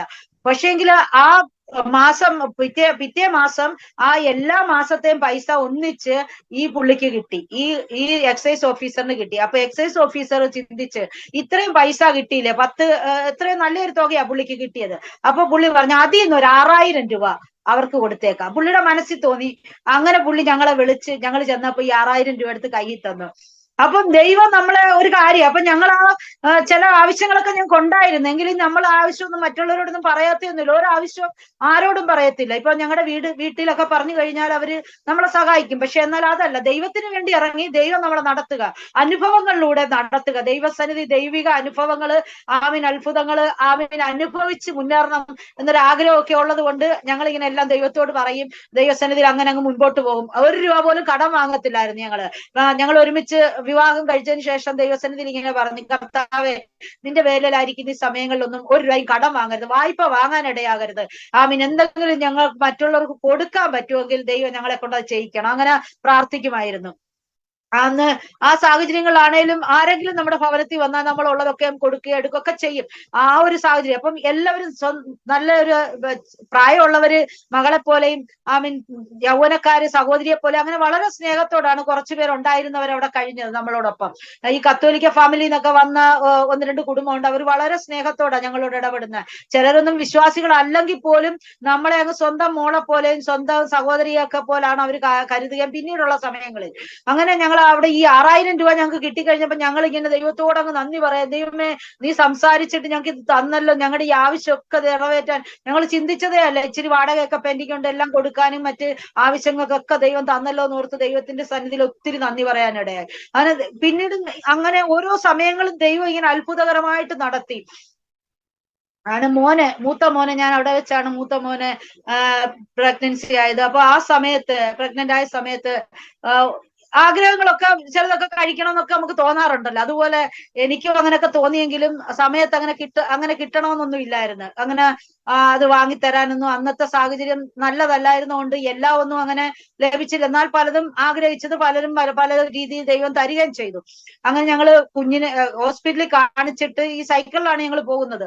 സൈക്കിളിൽ പോയിട്ട് തിരിച്ചു വരുമ്പോ ഭയങ്കര വെയിലാ. അപ്പൊ ഇച്ചിരി വെള്ളം കുടിക്കണം. പക്ഷെ ഞങ്ങളുടെ കയ്യിൽ അതിനുള്ള പൈസ ഇല്ല. ഞങ്ങള് സൈക്കിള് നിർത്തിയിട്ട് വഴിവക്കിലുള്ള പൈപ്പിൽ നിന്നുള്ള വെള്ളമാണ് ഞങ്ങൾ അന്നേരം ഞാനിങ്ങനെ കുടിച്ചത്. കാരണം അത് നമ്മുടെ കയ്യിൽ 1 രൂപ ഇല്ല. ഒരു നാരങ്ങ വെള്ളം മേടിച്ചു തരാനുള്ള പൈസ അന്ന് കർത്താവിന്റെ ദാസന്റെ കയ്യിലോ അല്ലെങ്കിൽ ഞങ്ങളുടെ കയ്യിലോ അന്ന് ഇല്ലാത്തത് കൊണ്ട് ഹല്ലേലൂയ ആ വെള്ളം കുടിച്ചിട്ട് ഞങ്ങള് ആശ്വാസം പ്രാപിച്ച് വീട്ടിൽ കടന്നു വന്നു. എന്നാല് ആ സാഹചര്യത്തിലൊക്കെ അങ്ങനെയൊക്കെ അവിടെ നിന്ന് കർത്താവിന്റെ വേല ചെയ്തെങ്കിലും അന്ന് ഞാൻ വിശ്വസിച്ച് എന്നും ഈ അനുഭവം ഉണ്ടാകത്തില്ല, ഇതൊക്കെ ഈ മാറുന്ന ഒരു സാഹചര്യം ഉണ്ടാകുമെന്ന് ഞാൻ അപ്പോഴൊക്കെ പറയും. ഇത്ര കഷ്ടപ്പാടുണ്ടായാലും അന്ന് എനിക്ക് ഒരു വെള്ളം മേടിച്ചു തരാൻ പറ്റിയില്ലെങ്കിൽ പിന്നീടുള്ള സമയങ്ങളിൽ അതിന് ഇരട്ടിയായി എനിക്ക് വാങ്ങിത്തരാൻ ദൈവം വഴി തുറക്കുമെന്ന് ഞാൻ എപ്പോഴും പറയുമായിരുന്നു. അതുപോലെ കുഞ്ഞ് ജനിച്ചതിന് ശേഷം കുഞ്ഞ് ജനിച്ചപ്പോ കർത്താവ് ദാസൻ പറഞ്ഞ് നമ്മൾ എങ്ങനെ ഇവനെ പഠിപ്പിക്കുവടി, ഒരു മാർഗമില്ല, നമുക്ക് കഴിക്കാൻ പോലും. എന്റെ കുഞ്ഞ് ജനിച്ച് അവന് 1 വയസ്സ് വരെ ഞങ്ങൾ അവിടെ ഉണ്ടായിരുന്നു. 1 വയസ്സാകുമ്പോഴാണ് ഞങ്ങൾ അവിടെ വിട്ടു വരുന്നത്. എന്നാൽ ഒരു പ്രാവശ്യം പോലും അവന് പുറത്തെ പാല് കൊടുക്കാനൊന്നും ഞങ്ങളുടെ പൈസ ഇല്ല. ഞങ്ങൾ പാലൊന്നും വാങ്ങത്തില്ല. കാരണം പൈസ നമ്മുടെ കയ്യിൽ ഇല്ലാത്തതുകൊണ്ട് കുഞ്ഞിന് മേടിച്ചൊന്നും കൊടുത്തിട്ടില്ല. ഒരു കാര്യം നമുക്ക് ചെയ്യാൻ പറ്റിയിട്ടില്ല. ആ സമയത്ത് ഇങ്ങനെ പറയും, ഇങ്ങനെയുള്ള നമ്മൾ എങ്ങനെ ഇവനെ പഠിപ്പിക്കും. ഒരു പ്രാവശ്യം പോയി അവിടെയുള്ള ഒരു പ്രൈവറ്റ് സ്കൂളിൽ, അവിടുത്തെ ഒരു ഇംഗ്ലീഷ് മീഡിയം സ്കൂളിൽ പോയി ചോദിച്ചു എത്ര രൂപയാ ഒരു കുഞ്ഞിനെ പഠിപ്പിക്കുന്നതിനെന്ന് ചോദിച്ചു. അപ്പൊ പറഞ്ഞ് സ്റ്റാർട്ടിങ്ങിൽ 25,000 രൂപ ഡൊണേഷൻ തരണം. അപ്പം കർത്താവിന്റെ ദാസൻ വന്നിട്ട് പറഞ്ഞ് 25,000 രൂപ ഡൊണേഷൻ കൊടുക്കണം, പിന്നീട് ഫീസ് അടയ്ക്കണം, പിന്നെ വണ്ടിക്കൂലി, ഇതൊക്കെ നോക്കുമ്പോൾ നമുക്ക് കുഞ്ഞുങ്ങളെ ഇംഗ്ലീഷ് മീഡിയത്തിലൊന്നും പഠിപ്പിക്കാൻ പറ്റത്തില്ല. കാരണം എങ്ങനെ പഠിപ്പിക്കാനാടി? ഞാൻ അന്നേരം ഒരു വാക്ക് പറഞ്ഞ്, ദൈവം നമ്മുടെ വിശ്വസ്തനാ, നമ്മളെ വിളിച്ചത് വേലയ്ക്ക് വേണ്ടിയാ. നാം വിശ്വസ്തയോടെ വേല ചെയ്യുന്നുവെങ്കിൽ നമ്മുടെ കുഞ്ഞ് ഇംഗ്ലീഷ് മീഡിയത്തിൽ തന്നെ പഠിക്കും. ദൈവം അതിനുള്ള മുഖാന്തരം ഒരുക്കും. സമയമാകുമ്പോ ദൈവം അത് കരുതിക്കൊള്ളുമെന്ന് ഇങ്ങനെ പറഞ്ഞു. അന്ന് ഞാനിങ്ങനെ പറഞ്ഞു, പല കാര്യം നമ്മളിങ്ങനെ പറയുമെങ്കിലും നമ്മൾ അതിനെക്കുറിച്ച് ഒത്തിരി ഒന്നും ചിന്തിക്കത്തില്ല. നമ്മൾ ആ കാര്യം പറഞ്ഞ് അങ്ങനെ അങ്ങ് വിട്ടു. എന്നാൽ 1 വയസ്സ് ആയ സമയത്ത് 1 വയസ്സ് കഴിഞ്ഞ് ഞങ്ങൾ അവിടെ വിട്ട് നോർത്ത് ഇന്ത്യ കടന്നു വന്നു.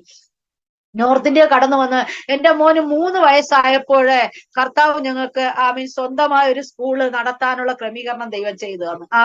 അവന് നഴ്സറി പഠിക്കുന്നത്, അവനെ ചേർക്കുന്നത് ഞങ്ങളുടെ സ്വന്തം സ്കൂളിലാണ്. ഒരിക്കൽ നമ്മൾ പറഞ്ഞത് എങ്ങനെ പഠിപ്പിക്കുമെന്ന് വിചാരപ്പെട്ടു, എന്നാല് കരുതുന്ന ദൈവം എന്നൊരു വിശ്വാസം ഉണ്ടായിരുന്നു. കരുതുമെന്ന് അന്ന് പറഞ്ഞ വാക്ക്, ഹല്ലേലൂയ. അന്ന് ചിന്തിച്ചില്ല എങ്ങനെ ഇവനെ സ്വന്തം സ്കൂളിൽ പഠിപ്പിക്കുമെന്ന് ഞാൻ ചിന്തിച്ചില്ല.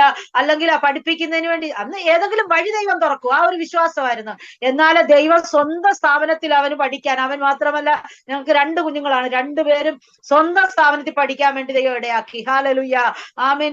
ഞങ്ങൾക്ക് സ്വന്തമായിട്ട് അങ്ങനെ സ്കൂൾ നടത്താനോ അല്ലെ ജോലി ചെയ്തുകൊണ്ട് അങ്ങനെ ഒരു താല്പര്യമേ ഇല്ലായിരുന്നു. പൂർണ്ണസമയം കർത്താവിന്റെ വേല ചെയ്യുക എന്നൊരു താല്പര്യമായതുകൊണ്ട് ഞങ്ങൾ ആ ഒരു ചിന്തയിലേക്ക് പോയിട്ടേ ഇല്ല. എന്നാൽ ഇത് പല പ്രാവശ്യം ദൈവാത്മാവ് ഞങ്ങളോട് ഇങ്ങനെ സംസാരിക്കുവാൻ ഇടയായി.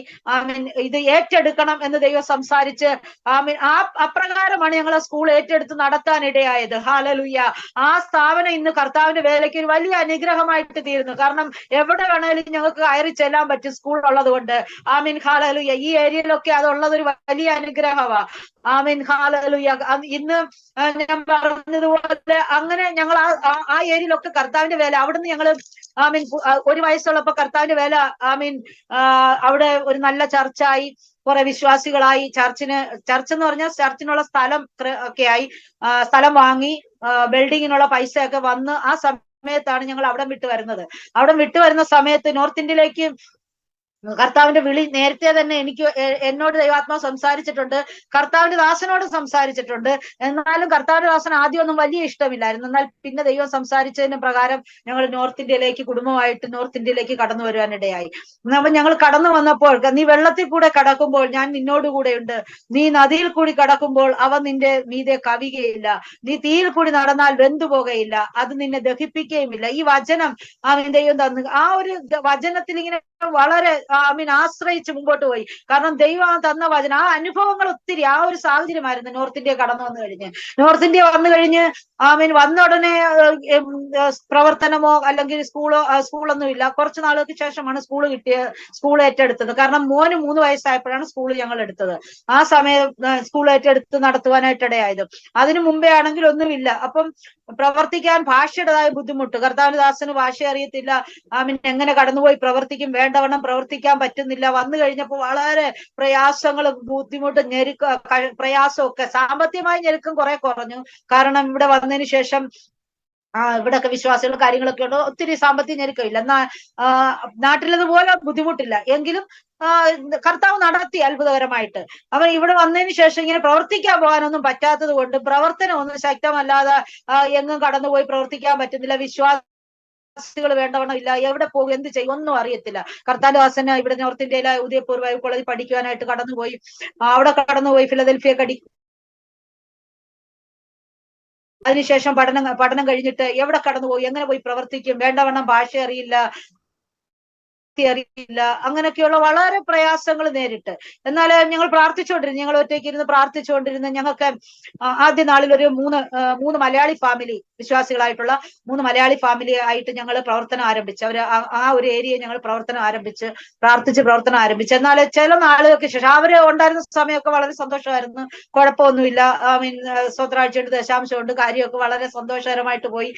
പ്രവർത്തിക്കാൻ പോകാൻ പറ്റുന്നില്ല എന്നുള്ളൊരു വേദനയും പ്രയാസവും മാത്രമാണ് ഞങ്ങൾക്ക് മുമ്പോട്ട് നിന്നത്. കാരണം വേണ്ടവണ്ണം ഞങ്ങള് കർത്താവിന്റെ ദാസൻ എന്ന് വെച്ചാൽ എല്ലാ ദിവസവും നാട്ടിലുള്ളപ്പോ എല്ലാ ദിവസവും രാവിലെ പോകും, വൈകിട്ട് പോകും. കാരണം അതൊരു ജോലി പോലെ തന്നെ, ഈ ഓഫീസർമാർ പോകുന്ന പോലെ തന്നെയാണ്. കൃത്യമായിട്ട് പോകുക, വരിക, അങ്ങനെ പ്രവർത്തിക്കുക, ഞങ്ങൾ ഒരുമിച്ച് പോകുക. അപ്പൊ ഇവിടെ വന്നതിന് ശേഷം ഇതൊന്നും പറ്റാത്തതിൻ്റെതായ വലിയ പ്രയാസം കർത്താവിന്റെ ദാസൻ ഉണ്ടായിരുന്നു. അങ്ങനെ ഞങ്ങൾ ഒരുമിച്ച് പ്രാർത്ഥിച്ചോണ്ട് എനിക്കും അങ്ങൊരു പ്രയാസമായി. കാരണം ദൈവമേ, ഒന്നും വളരാനുള്ള ഒരു സാഹചര്യം ഇല്ലല്ലോ ഇവിടെ, ഇങ്ങനെ അങ്ങ് ഞങ്ങള് ആത്മീയമായിട്ട് ക്ഷീണിച്ചു പോകുമെന്നൊക്കെയുള്ള ഒരു പ്രയാസം തോന്നി. കുറച്ചു നാളുകൾക്ക് ശേഷം ഈ മലയാളി ഫാമിലിയൊക്കെ കേരളത്തിലേക്ക് തിരിച്ചു പോവുകയും അവർ കേരളത്തിൽ പോയി സെറ്റായി, ഞങ്ങൾ മാത്രം ഇവിടെ വീണ്ടും ശേഷിച്ചു. അപ്പം അവിടെ ഞങ്ങൾക്ക് അതിനൊരു താല്പര്യം ഉണ്ടായിരുന്നു, ഈ പ്രവർത്തിക്കുന്നെങ്കിൽ മലയാളീസിന്റെ ഇടയ്ക്കൊന്നും അല്ല, ഈ ലോക്കൽസിന്റെ ഇടയിൽ പ്രവർത്തിക്കണം, അങ്ങനെയുള്ളവരെ ഞങ്ങൾക്ക് നേടണം. അത് ഞങ്ങളുടെ ഒരു ആഗ്രഹവും പ്രാർത്ഥനയുമായിരുന്നു. അങ്ങനെ ഞങ്ങള് പ്രാർത്ഥിച്ചുകൊണ്ടിരുന്നപ്പോ 1-2 കുടുംബമൊക്കെ പിന്നെ വരാൻ തുടങ്ങി. എങ്കിലും വേലയൊന്നും, ചിലർ വരും, സൗഖ്യം വിടുതൽ പ്രാപിച്ചതിന് ശേഷം അവർ വിട്ടുപോകും. അങ്ങനെയൊക്കെ ഇങ്ങനെ നടന്നുകൊണ്ടിരുന്നു. അപ്പൊ അതിനുശേഷം ഞങ്ങൾ ഇങ്ങനെ കുറച്ച് നാൾ ഒറ്റയ്ക്കൊക്കെ തന്നെ ആരാധിക്കും, പ്രാർത്ഥിക്കും. അങ്ങനെ ആരും ഇല്ലാത്തൊരു അനുഭവമൊക്കെ കടന്നു വന്ന് അങ്ങനെ ഇരിക്കുമ്പം ഒരു ഒരു മാതാവിന്, അത് കർത്താവിദാസന്റെ സാക്ഷ്യത്തിൽ പറയുന്നുണ്ട്, ഒരു മാതാവിന് സുഖമില്ലാതെ അവിടെ കടന്നുപോയി പ്രാർത്ഥിച്ച് അങ്ങനെ ആ കൂട്ടിനായിട്ട് ആ ഒരു സഹോദരൻ, അപ്പൊ ആ സഹോദരൻ പിന്നീട് കർത്താവിദാസന്റെ ഒപ്പം കടന്നുപോയി പ്രവർത്തിക്കാനൊക്കെ ഇടയായി. അങ്ങനെ പ്രവർത്തിക്കാൻ കൂട്ടിന് പോകാനും കർത്താവിദാസൻ പറയുന്ന എന്തുവാ പറയുന്നത്, അല്പമായിട്ടുള്ള ഹിന്ദി അതൊക്കെ മറ്റേ ഈ സഹോദരൻ ട്രാൻസ്ലേറ്റ് ചെയ്ത് കൊടുക്കും മറ്റുള്ളവർക്ക്, അങ്ങനെ സുവിശേഷം പറയാനും അങ്ങനെയൊക്കെയുള്ള ഒരു സാഹചര്യം ദൈവം ഒരുക്കി. അങ്ങനെ ഞങ്ങൾ ഈ ദേശത്ത് അങ്ങനെ കർത്താവിന്റെ വേല ഇങ്ങനെ അല്പമായിട്ട് ചെയ്തുകൊണ്ടിരിക്കുന്ന സമയത്ത് വേല എന്നാൽ ഒത്തിരി വിശ്വാസികളൊന്നുമില്ല. അങ്ങനെ പോയിക്കൊണ്ടിരിക്കുമ്പോൾ ഞങ്ങൾ ഓർത്ത്, കർത്താവ് ഇങ്ങനെ പോയിട്ട് കാര്യമില്ല, പ്രവർത്തനം വിജയിക്കണം. അങ്ങനെ ഈ മാതാവ് വിശ്വാസി സൗഖ്യമായതിനെ തുടർന്ന് അവരുടെ ബന്ധുക്കളും അവരുടേതായ ഗ്രാമത്തിലുള്ള ചില പ്രിയപ്പെട്ടവരൊക്കെ വിശ്വാസത്തിൽ വരാൻ തുടങ്ങി. അങ്ങനെ വേലയ്ക്ക് ഒരു വിശാലത ദൈവം ഒരുക്കി. അങ്ങനെ ഗ്രാമങ്ങളിലൊക്കെ പോയി പ്രവർത്തിക്കാനായിട്ട് തുടങ്ങി. ആ സമയത്തൊക്കെ ഞങ്ങൾ ഇങ്ങനെ ഭവനത്തിൽ ഇരുന്ന് ഒറ്റയ്ക്ക് ഇരുന്ന് ഇങ്ങനെ പ്രാർത്ഥിക്കുന്ന സമയത്ത് ജീപ്പ് നിറച്ച ആൾക്കാര് കടന്നു വന്ന് പ്രാർത്ഥനയ്ക്കായിട്ട് കടന്നു വന്ന് വരും. അപ്പം എതിർപ്പുകളുണ്ട്. ഞങ്ങൾ ഇവിടെ വന്ന് കുറച്ച് നാൾ കഴിഞ്ഞപ്പോഴത്തേക്ക് ഞങ്ങൾ ഇങ്ങനെ പ്രവർത്തിക്കാൻ തുടങ്ങിയപ്പം ഭയങ്കര എതിർപ്പായി പോലീസ് കേസായി, വിഷയമായി. ന്യൂസ് പേപ്പറിലും പത്രങ്ങളിലും ഒക്കെ ഞങ്ങളെ കുറിച്ച് കൊടുത്ത് ഇവര് മതപരിവർത്തനക്കാരാന്നൊക്കെ പറഞ്ഞ് ഞങ്ങളെ കുറിച്ച് അങ്ങനെ ആൾക്കാർ പറയുകയും വളരെ എതിർപ്പൊക്കെ ഉണ്ട്. അപ്പൊ ഞങ്ങള് ഗ്യാസ് നിറയ്ക്കാൻ പോയാൽ ഗ്യാസ് നിറച്ചു തരത്തില്ല, വണ്ടി കേടായാൽ അത് നന്നാക്കാൻ പോയാൽ അതിന് അവർ ചെയ്യത്തില്ല, അങ്ങനെയൊക്കെ വെള്ളത്തിന് എന്നാൽ അത്. അപ്പൊ എല്ലായിടത്തും ഞങ്ങൾക്ക് അങ്ങ് എതിർപ്പുണ്ട്. അപ്പൊ അങ്ങനെ ഇരിക്കുന്ന സാഹചര്യത്തിൽ അപ്പൊ ഒരു ജീപ്പ് നിറച്ച ആൾക്കാര് വന്നിട്ട് ഞങ്ങളപ്പോ ഒരു 21 ദിവസം ഫാസ്റ്റിംഗ് പ്രയർ ഇരിക്കുക. ഞങ്ങൾ ഇങ്ങനെ പ്രാർത്ഥിച്ചുകൊണ്ടിരിക്കുന്ന സമയത്ത് കുറെ പേര് വന്നു. ഞങ്ങൾ ആദ്യം ഒന്ന് പേടിച്ചു, കാരണം ഇതെല്ലാം എന്തിനു വന്നതാണെന്ന് അറിയില്ലല്ലോ. അപ്പൊ അവര് പറഞ്ഞു, ഞങ്ങൾ ഈ രോഗിയെ കൊണ്ട് വന്നതാ പ്രാർത്ഥിക്കാൻ. അപ്പൊ ആ പുള്ളിക്ക് എയ്ഡ്സ് രോഗമാണ്. അപ്പൊ ഞങ്ങള് പിന്നെ ആ വ്യക്തിക്ക് വേണ്ടി ഇരുന്ന് ദൈവസന്നിധി ഇരുന്ന് പ്രാർത്ഥിച്ച് ആ വ്യക്തി സൗഖ്യമായി. അങ്ങനെ അവരുടെ കൂട്ടത്തിൽ തന്നെ പെട്ട വർഷങ്ങളായിട്ട് മക്കളില്ലായിരുന്നവർക്ക് വേണ്ടി പ്രാർത്ഥിച്ച് മക്കളുണ്ട്. അങ്ങനെ പലവിധമായ അത്ഭുതങ്ങൾ ആ ഏരിയകളിൽ ദൈവം ചെയ്യാൻ തുടങ്ങി. അങ്ങനെ ചിലരൊക്കെയും കർത്താവിനെ കാണാൻ വന്ന കുറെ പേര് സൗഖ്യത്തിന് വേണ്ടി വന്നു എന്ന് പറഞ്ഞ പോലെ കുറെ പേര് സൗഖ്യത്തിന് വേണ്ടി വന്ന് സൗഖ്യം പ്രാപിച്ചു മടങ്ങിപ്പോയി. എന്നാൽ അതിൽ ചിലരൊക്കെ വിശ്വാസത്തിൽ ഉറയ്ക്കുവാനും ദൈവസന്നിധി നിൽക്കുവാനൊക്കെ ഇടയായി. അങ്ങനെ ആ ഏരിയയിലെ പ്രവർത്തനം ആരംഭിച്ചു. അങ്ങനെ അതിനെ തുടർന്ന് അടുത്ത ഗ്രാമങ്ങൾ, അങ്ങനെ പല ഗ്രാമങ്ങളിൽ ഇന്ന് പല ഗ്രാമങ്ങളിൽ കർത്താവിന്റെ വേല ചെയ്യുവാനായിട്ട് കഴിയുന്ന ദൈവസന്നിധിയിൽ ആ സാഹചര്യങ്ങളൊക്കെ ഒത്തിരി. മോനാണെങ്കിൽ എന്റെ മൂത്ത മോൻ, അവന് സെക്കൻഡ് സ്റ്റാൻഡേർഡിൽ പഠിക്കുമ്പം സെക്കൻഡ് ഫ്ലോറിൽ നിന്ന് താഴെ സിമെന്റ് തറയിൽ വീണിട്ട് കുഞ്ഞു മരിച്ച്, ബ്ലഡ് ഒക്കെ പോയി കുഞ്ഞു മരിച്ച നിലയിൽ മരിച്ചു പോയി. അപ്പം മരിച്ചു പോയിട്ട് ഞങ്ങൾ രണ്ടുപേരും, കുഞ്ഞിന് അല്പശ്വാസമായിരുന്നു ഉണ്ടായിരുന്നത്, എന്നാൽ അത് അഹമ്മദാബാദിലേക്ക് കൊണ്ടുപോകാൻ പറഞ്ഞു. കൊണ്ടുപോകുന്ന വഴി ഇങ്ങനെ ഞങ്ങള് കുഞ്ഞിനെ കൊണ്ടുപോകുമ്പോഴാണ് കുഞ്ഞ് മരിക്കുന്നത്.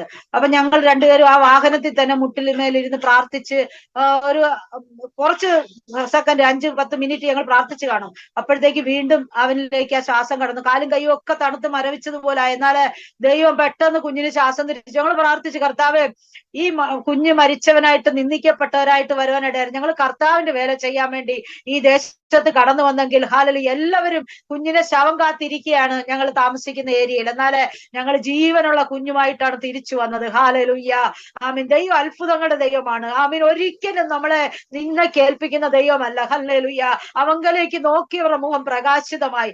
ആമീൻ. ഒരിക്കലും അവരുടെ മുഖം ലജ്ജിച്ചു പോകാൻ ദൈവം അനുവദിക്കത്തില്ല. ആ ദൈവത്തിന്റെ വചനം ഞങ്ങളുടെ ജീവിതത്തിലെ അന്വർത്ഥമായി. കുഞ്ഞ് എല്ലാവരും ഇങ്ങനെ പറയുവാനിടയായി, ഞങ്ങൾ ശവം കൊണ്ടുവരുന്നത് നോക്കിയിരുന്നത്. എന്നാല് നിങ്ങളുടെ ദൈവം നിങ്ങൾ എന്തോ ഒരു ഭാഗ്യം ചെയ്തവരാ, അതുകൊണ്ടാണ് ഈ കുഞ്ഞിനെ നിങ്ങൾക്ക് തിരിച്ചു കിട്ടിയത്. അത് ദൈവം ഭാഗ്യം ചെയ്തവരാണ്. തന്റെ ഭക്തന്മാര് ഹല്ലേലൂയ ഭാഗ്യം ചെയ്ത ദൈവത്തെ അറിയുന്നവര് ഭാഗ്യം ചെയ്തവരാണ്. ആ ഭാഗ്യ പദവിയിലേക്ക് ദൈവം ഞങ്ങൾ ഞങ്ങളുടെ കുഞ്ഞ് ഹല്ലേലൂയ ജീവനോടെ അവനെ തിരിച്ചു കൊണ്ടുവരാനിടെ. അവൻ ഒരു പ്രാവശ്യമല്ല പല പ്രാവശ്യം അവന് ഇങ്ങനെ ഫെസ്റ്റിവൽസ് വരുമ്പോഴൊക്കെ കുഞ്ഞിന് ഇങ്ങനെ അപകടം ഉണ്ടാകും. കാരണം ദേശത്തിന്റെ അന്ധകാര ശക്തി കുഞ്ഞുങ്ങളെ തകർക്കുവാനായിട്ട് ഒന്നല്ല പലവട്ടം കുഞ്ഞുങ്ങള് പല ദീപാവലി വരുമ്പോഴത്തേക്ക് കുഞ്ഞ് ആദ്യം ഒരു പ്രാവശ്യം അവന് 3-4 വയസ്സുള്ളപ്പം അവന് മുകളിൽ നിന്ന് താഴേക്ക് വീണു. എന്നാൽ താഴേക്ക് വീഴുന്ന സമയത്ത് ഒരു കമ്പിക്കകത്ത് അവന്റെ പാന്റ് കൊളുത്തിയിട്ട് അവൻ അവിടെ തൂങ്ങിക്കിടന്നു. ഹല്ലേലൂയ. അന്ന് വീണെങ്കിൽ കുഞ്ഞ് മരിച്ചു പോയേനും, കാരണം കൊച്ചു കുഞ്ഞല്ലേ. എന്നാൽ അവിടെ തൂങ്ങി അവിടെ കിടന്നിട്ട് പിന്നെ ആൾക്കാർ വന്ന് അവനെ പൊക്കിയെടുത്ത് ഇറക്കിക്കൊണ്ടുവന്നു. അങ്ങനെ അതിനുശേഷം ദീപാവലി സമയത്ത് അവന്റെ അടുത്തുള്ള വീട്ടിലെ പൈതല് പടക്കം പൊട്ടിച്ചിട്ട് എറിഞ്ഞത് അവന്റെ കണ്ണിൽ കൊള്ളേണ്ടത് അല്പം മാറി ഈ പുരുകത്ത് കൊണ്ടിട്ട് കർത്താവ് അവനെ വിടുവിച്ചു. അങ്ങനെ എല്ലാ ഫെസ്റ്റിവൽ സമയത്തും അവൻ എന്തെങ്കിലും അപകടങ്ങൾ സംഭവിക്കും. ഇത് ഒരു ഉത്തരായണ, ഈ പട്ടം പറത്തുന്ന ഒരു ഫെസ്റ്റിവലാ. ആ സമയത്താണ് ഈ കുഞ്ഞ് വീണ് മരിച്ച ഈ സംഭവം ഉണ്ടായത്. എന്നാല് ആ ദൈവം ഹല്ലേലൂയ എല്ലാ സാഹചര്യം ദുഷ്ടൻ എത്ര നമുക്കെതിരായിട്ട് ഹല്ലേലൂയ എത്ര പ്രവർത്തിച്ചാലും ദൈവം അനുവദിക്കാതെ നമ്മുടെ ഒരു മുടിയുടെ നാര് പോലും പൊഴിയത്തില്ല. പലപ്പോഴും നമ്മളിങ്ങനെ പറയുമ്പോ അവിടെ എന്തൊരു അന്ധകാര ശക്തിയാ അവിടെ പ്രവർത്തിക്കുന്നത്, അവിടെ എങ്ങനെ നിന്ന് വേല ചെയ്യും. ദൈവമക്കളെ ഭാരപ്പെടേണ്ട, നമ്മളെ അയച്ചത് ദൈവമെങ്കില് ദൈവം പറഞ്ഞിട്ടല്ലാതെ ഒന്നും സംഭവിക്കത്തില്ല. ദൈവം പറഞ്ഞിട്ട് മാത്രമേ ദൈവം പറഞ്ഞിട്ടാണെങ്കിൽ അത് സംഭവിക്കും. അത് സംഭവിച്ചാൽ അതിനുള്ള നീക്കുപോക്ക് ദൈവം നമുക്ക് നൽകിയിരിക്കും. നിശ്ചയമായും അത് ദൈവത്തിന്റെ മഹത്വത്തിന് വേണ്ടിയിട്ടായിരിക്കും അത് സംഭവിക്കുന്നത്. ഹല്ലേലൂയ. ഞങ്ങളുടെ അനുഭവത്തിൽ നിന്നാണ് ഞാനിത് പറയുന്നത്. കാരണം അങ്ങനെയുള്ള സാഹചര്യം, മോളാണെങ്കിലും പല പ്രാവശ്യം പല ആപത്തിലൊക്കെ വന്ന് പെട്ടിട്ടുണ്ടെങ്കിലും അവളെയും ദൈവം ഹല്ലേലൂയ എടുത്തു പറഞ്ഞ, അവളും മുകളിൽ നിന്ന് വീണിട്ടുണ്ട്, എന്നാല് ദൈവം അവളെയും രക്ഷിച്ചു. പല സാഹചര്യങ്ങളില് അപ്പൊ ഇത് കേൾക്കുന്നവരോർക്ക് നമ്മൾ കുഞ്ഞുങ്ങളെ ശ്രദ്ധിക്കത്തില്ലെന്ന്. കുഞ്ഞുങ്ങളെ ഒത്തിരി ശ്രദ്ധിച്ച് നമ്മുടെ അടുക്കലൊക്കെയാണ് കൊണ്ടു നടക്കുന്നത്. എങ്കിൽ പോലും ഇതൊക്കെയും നമ്മൾ ഇതിലൂടെ ഒക്കെ കടന്നു പോകണം. അതുകൊണ്ട് നമുക്കിതൊക്കെ സംഭവിച്ചതാ. ചിലപ്പം ഇത് കേൾക്കുന്നവരോർക്ക് ശ്രദ്ധിക്കാതെ ഇങ്ങനെ കുഞ്ഞുങ്ങളെ വിട്ടേക്കുന്ന കൊണ്ടാണോ ഇങ്ങനെ സംഭവിച്ചത്? ഒന്നും അല്ല കേട്ടോ. അത് ഇങ്ങനെ നമ്മൾ എത്ര ശ്രദ്ധിച്ചാലും പിശാച് ചിലതൊക്കെ നമ്മളെ ഇങ്ങനെ കൊണ്ടുവന്ന് അതിലേക്ക് കൊണ്ടിടും, നമ്മളെ ഇത് പേടിപ്പിക്കാൻ. പക്ഷെ ദൈവം നമ്മുടെ കൂടെ ഉള്ളത് കൊണ്ട് നമ്മൾ പേടിക്കത്തില്ല. കാരണം ദൈവം നമ്മുടെ കൂടെ ഉണ്ട്. അതിനൊക്കെ നീക്കുപോക്ക് ദൈവം തരും.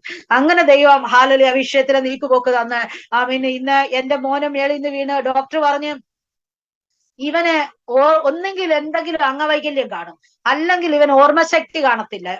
അപ്പം മോനാണെ പഠിക്കാൻ മിടുക്കനായിരുന്നു. അപ്പൊ ഞങ്ങൾ പറഞ്ഞു മോൻ നന്നായിട്ട് പഠിക്കും. പറഞ്ഞു ഡോക്ടർ പറഞ്ഞു ഇനി അത് പ്രതീക്ഷിക്കണ്ട, അവൻ അത്രത്തോളം പഠിക്കാനൊന്നും പറ്റത്തില്ല. Amen hallelujah. ഞങ്ങൾ പ്രാർത്ഥിച്ചു, കർത്താവേ ഇവനെ അങ്ങ് തന്നെ. കാരണം ഞങ്ങൾക്ക് 1 വർഷത്തിന് ശേഷമാണ് മോൻ ഉണ്ടായത്. അപ്പം ഞങ്ങൾ എപ്പോഴും പ്രാർത്ഥിക്കുന്ന സമയത്ത് എന്റെ മോനെ വന്ന് ഞങ്ങളുടെ മടിയിലിരുന്ന് ഞങ്ങള് കരയുമ്പോ കണ്ണുനീരൊക്കെ ഒരു ശല്യം അവൻ ചെയ്യത്തില്ല. പ്രാർത്ഥിക്കുന്ന സമയത്ത് അവൻ വന്ന് മടിയിലിരിക്കും. ആ മടിയിലിരുന്ന് അവൻ ചുമ്മാതെ ഇങ്ങനെ കേട്ടോണ്ടിരിക്കും മടിയിൽ. അപ്പൊ നമ്മൾ കരയുന്ന കണ്ണുനീര് അവന്റെ തലയിലൊക്കെ വീണ് അതിങ്ങനെ ഒഴുകിയാലൊന്നും അവനൊരു വിരോധവും ഇല്ല. അങ്ങനെ ആ ഒരു രീതിയാ. അപ്പൊ ഞങ്ങൾ ഞാൻ പറഞ്ഞു കർത്താവേ ദൈവം തന്ന പൈതല, അവന് ദൈവം കൊടുത്ത ബുദ്ധിയാ, ഞങ്ങളുടെ ബുദ്ധിയൊന്നും അല്ല. അപ്പൊ ദൈവം അത് അവന് തിരിച്ചു കൊടുക്കണം. അങ്ങനെ പ്രാർത്ഥിച്ച് ഒരു അംഗവൈകല്യം ഇല്ലാത്ത കുഞ്ഞിനെ ഞങ്ങൾക്ക് തരണം. അങ്ങനെ പ്രാർത്ഥിച്ച് ഹല്ലേലൂയ 5 ദിവസത്തോളം അവൻ കോമായിലൊക്കെ കിടന്നതിന് ശേഷം അവൻ അതിൽ നിന്ന് പുറത്തു വന്നപ്പോ ഡോക്ടറിന് പോലും അതിശയം തോന്നി. കാരണം ഇങ്ങനൊക്കെ വീണ് കഴിഞ്ഞ് തലയൊക്കെ ഇങ്ങനെ പൊട്ടിച്ചെറിയ പറ്റി കാലൊടിഞ്ഞ് ആ ഒരു കോമയിന്ന് പുറത്ത് വന്നപ്പോ തന്നെ അവനോട് ചോദിക്കുന്ന എല്ലാ ചോദ്യത്തിനും അവൻ റൈറ്റ് ആയിട്ടുള്ള ആൻസർ കൊടുക്കുക.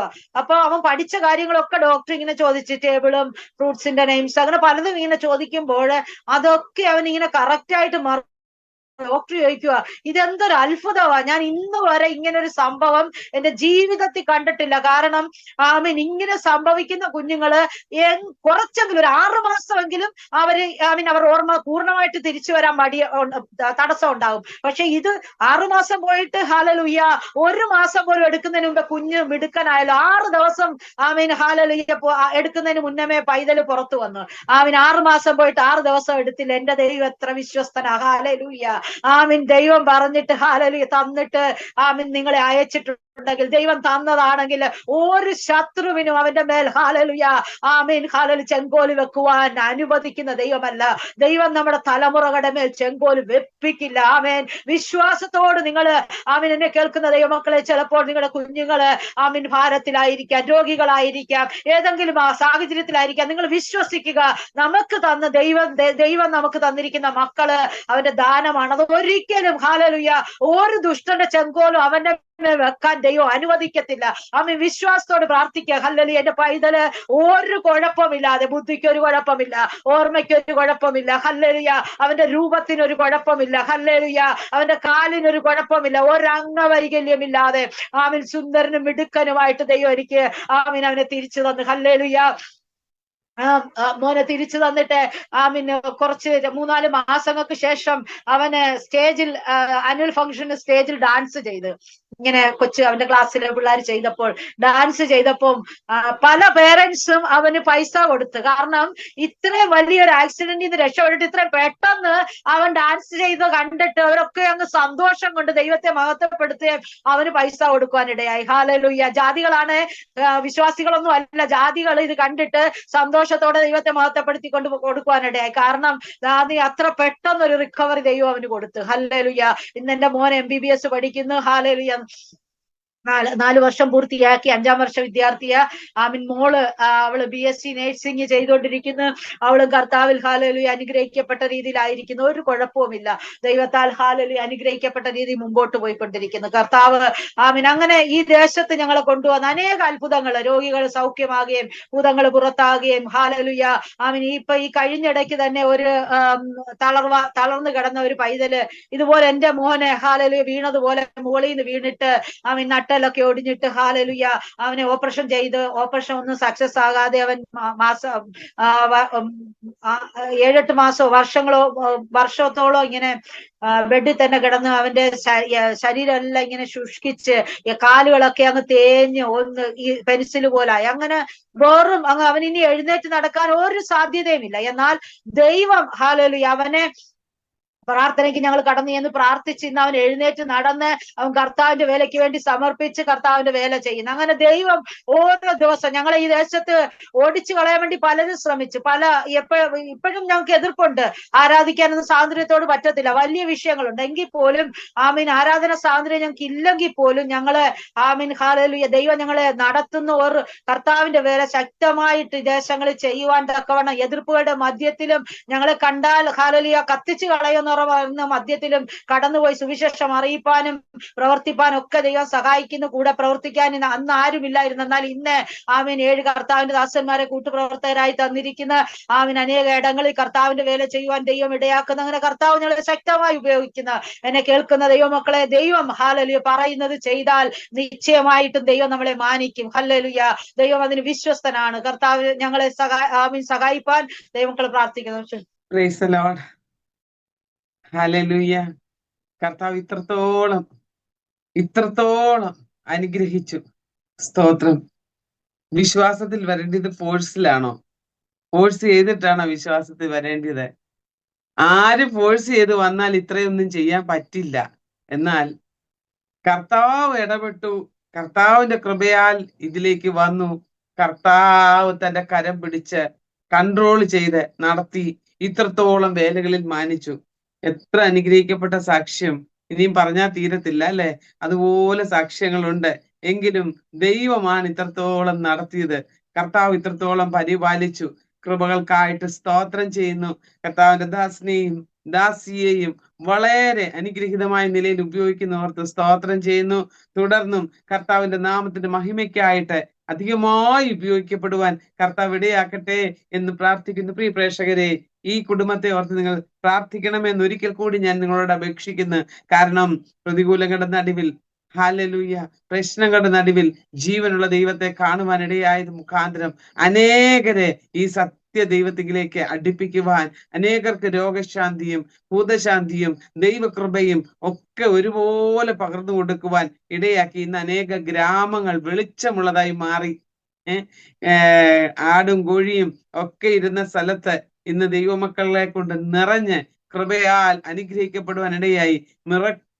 പ്രവർത്തിക്കുന്ന ദൈവം, അവന്റെ കരം ഇന്നും കുറതായിട്ടില്ല. ഇന്നും ഏലിയാവിന്റെ ദൈവം ജീവിക്കുന്ന ദൈവമാണ്. അവൻ തക്ക സമയത്ത് ഇറങ്ങി വന്ന് പ്രവർത്തിക്കുന്ന കർത്താവാണ്. എത്ര അനുഗ്രഹീതമായ ഹല്ലേലൂയ സാക്ഷ്യങ്ങൾ! എല്ലാറ്റിനായിട്ട് ഞാൻ സ്തോത്രം ചെയ്യുന്നു.